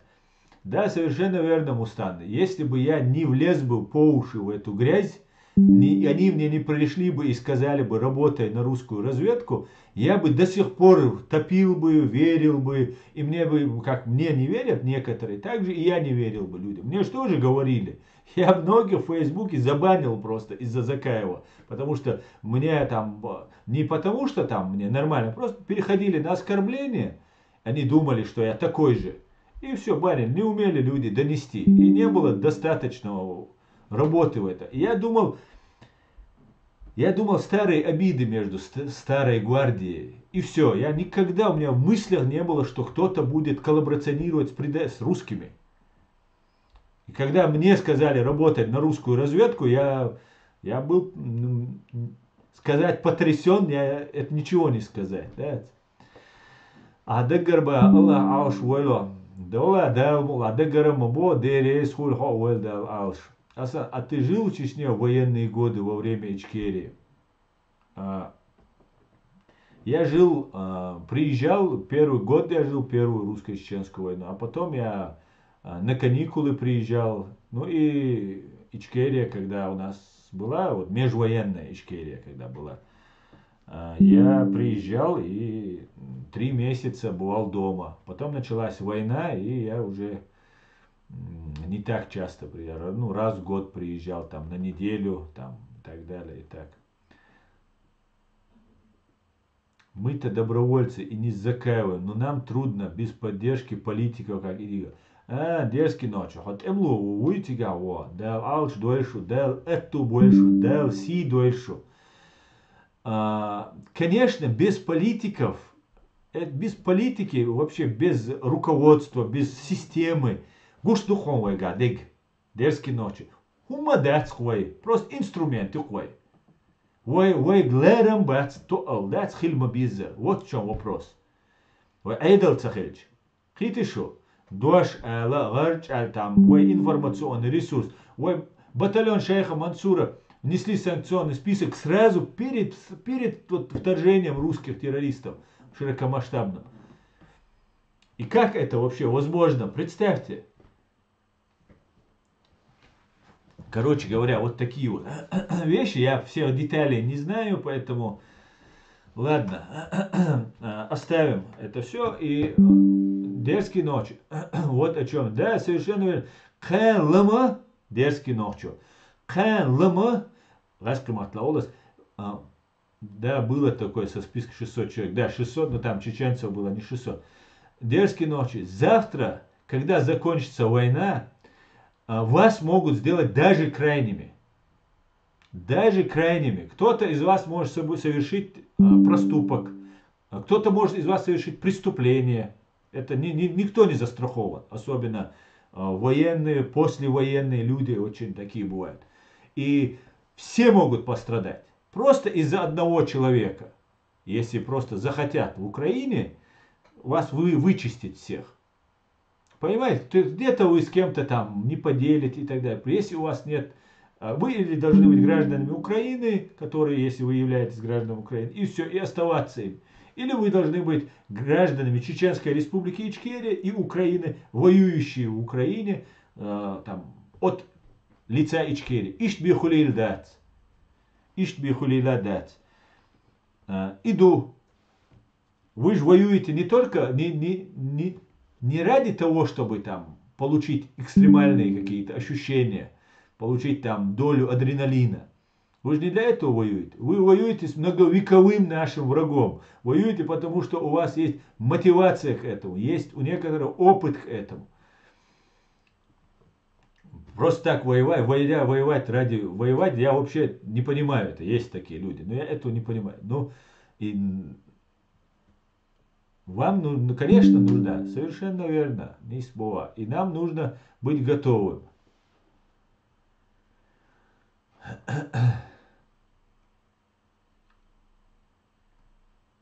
Мы воюем за свободу Ичкерии и за Украину. Совершенно верно, не за Украину. Но в первую очередь Ичкерия, конечно, вы же мотивируетесь, ведь правильно?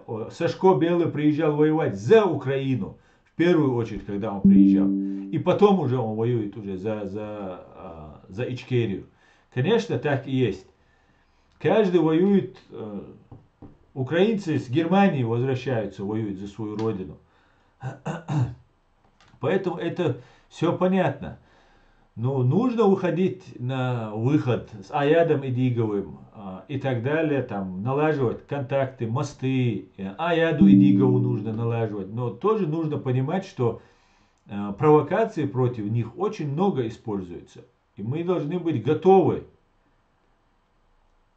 Должны, они, вернее, Аяд Идигов, президиум правительства, они должны быть готовы к тому, что с ними могут совершить разные там провокационные меры против них. Поэтому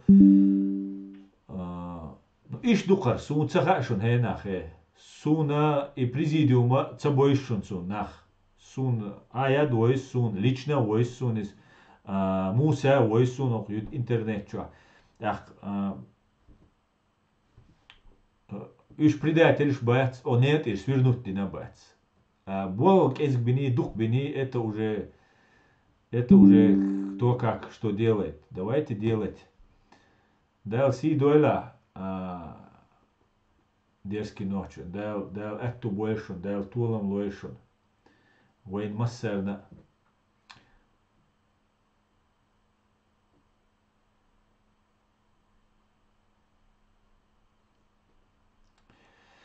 Так, нам нужно, так, как говорил Басе, война информационная самое главное в наше время. Конечно. Всегда и была вендетта. Всегда. Ассаламу алейкум вараматуллахи ва баракат. Достойным по привету. Ва алейкум ассалам. Я готов пройти полиграф и охранять ров с крокодилами вокруг Ичкерии. Договорились, рыбак. Салам алейкум ассалам. Ва алейкум ассалам. Адыгей Черкес. Мюшкшен писец качнак энте шек дамадол. Дал мула. Ханки жаха. Ханки жар исун дилария жвап асай кхехтан шуна идваш соқит маца кхехтир. Скорее дарите еще быстренько. Ой, комментариев. Он продвинутый облак, да? Комментарий, дай. Друзья, я уже 2 часа 10 минут уже в эфире. 11 уже минут. Я на этом, я думаю, свой стрим закончу, чтобы вас сильно не утруждать. И завтра на работу, всем все такое. Поэтому я свой стрим сегодняшний заканчиваю. Следующий стрим будет на русском языке в пятницу, если доживем, а в среду на чеченском. Всего самого хорошего. Слава Украине. Все будет Ичкерия. И Господи, благослови Америку. Ади кюэль маш оэль масера бюс де галюэль. Спокойной ночи, друзья.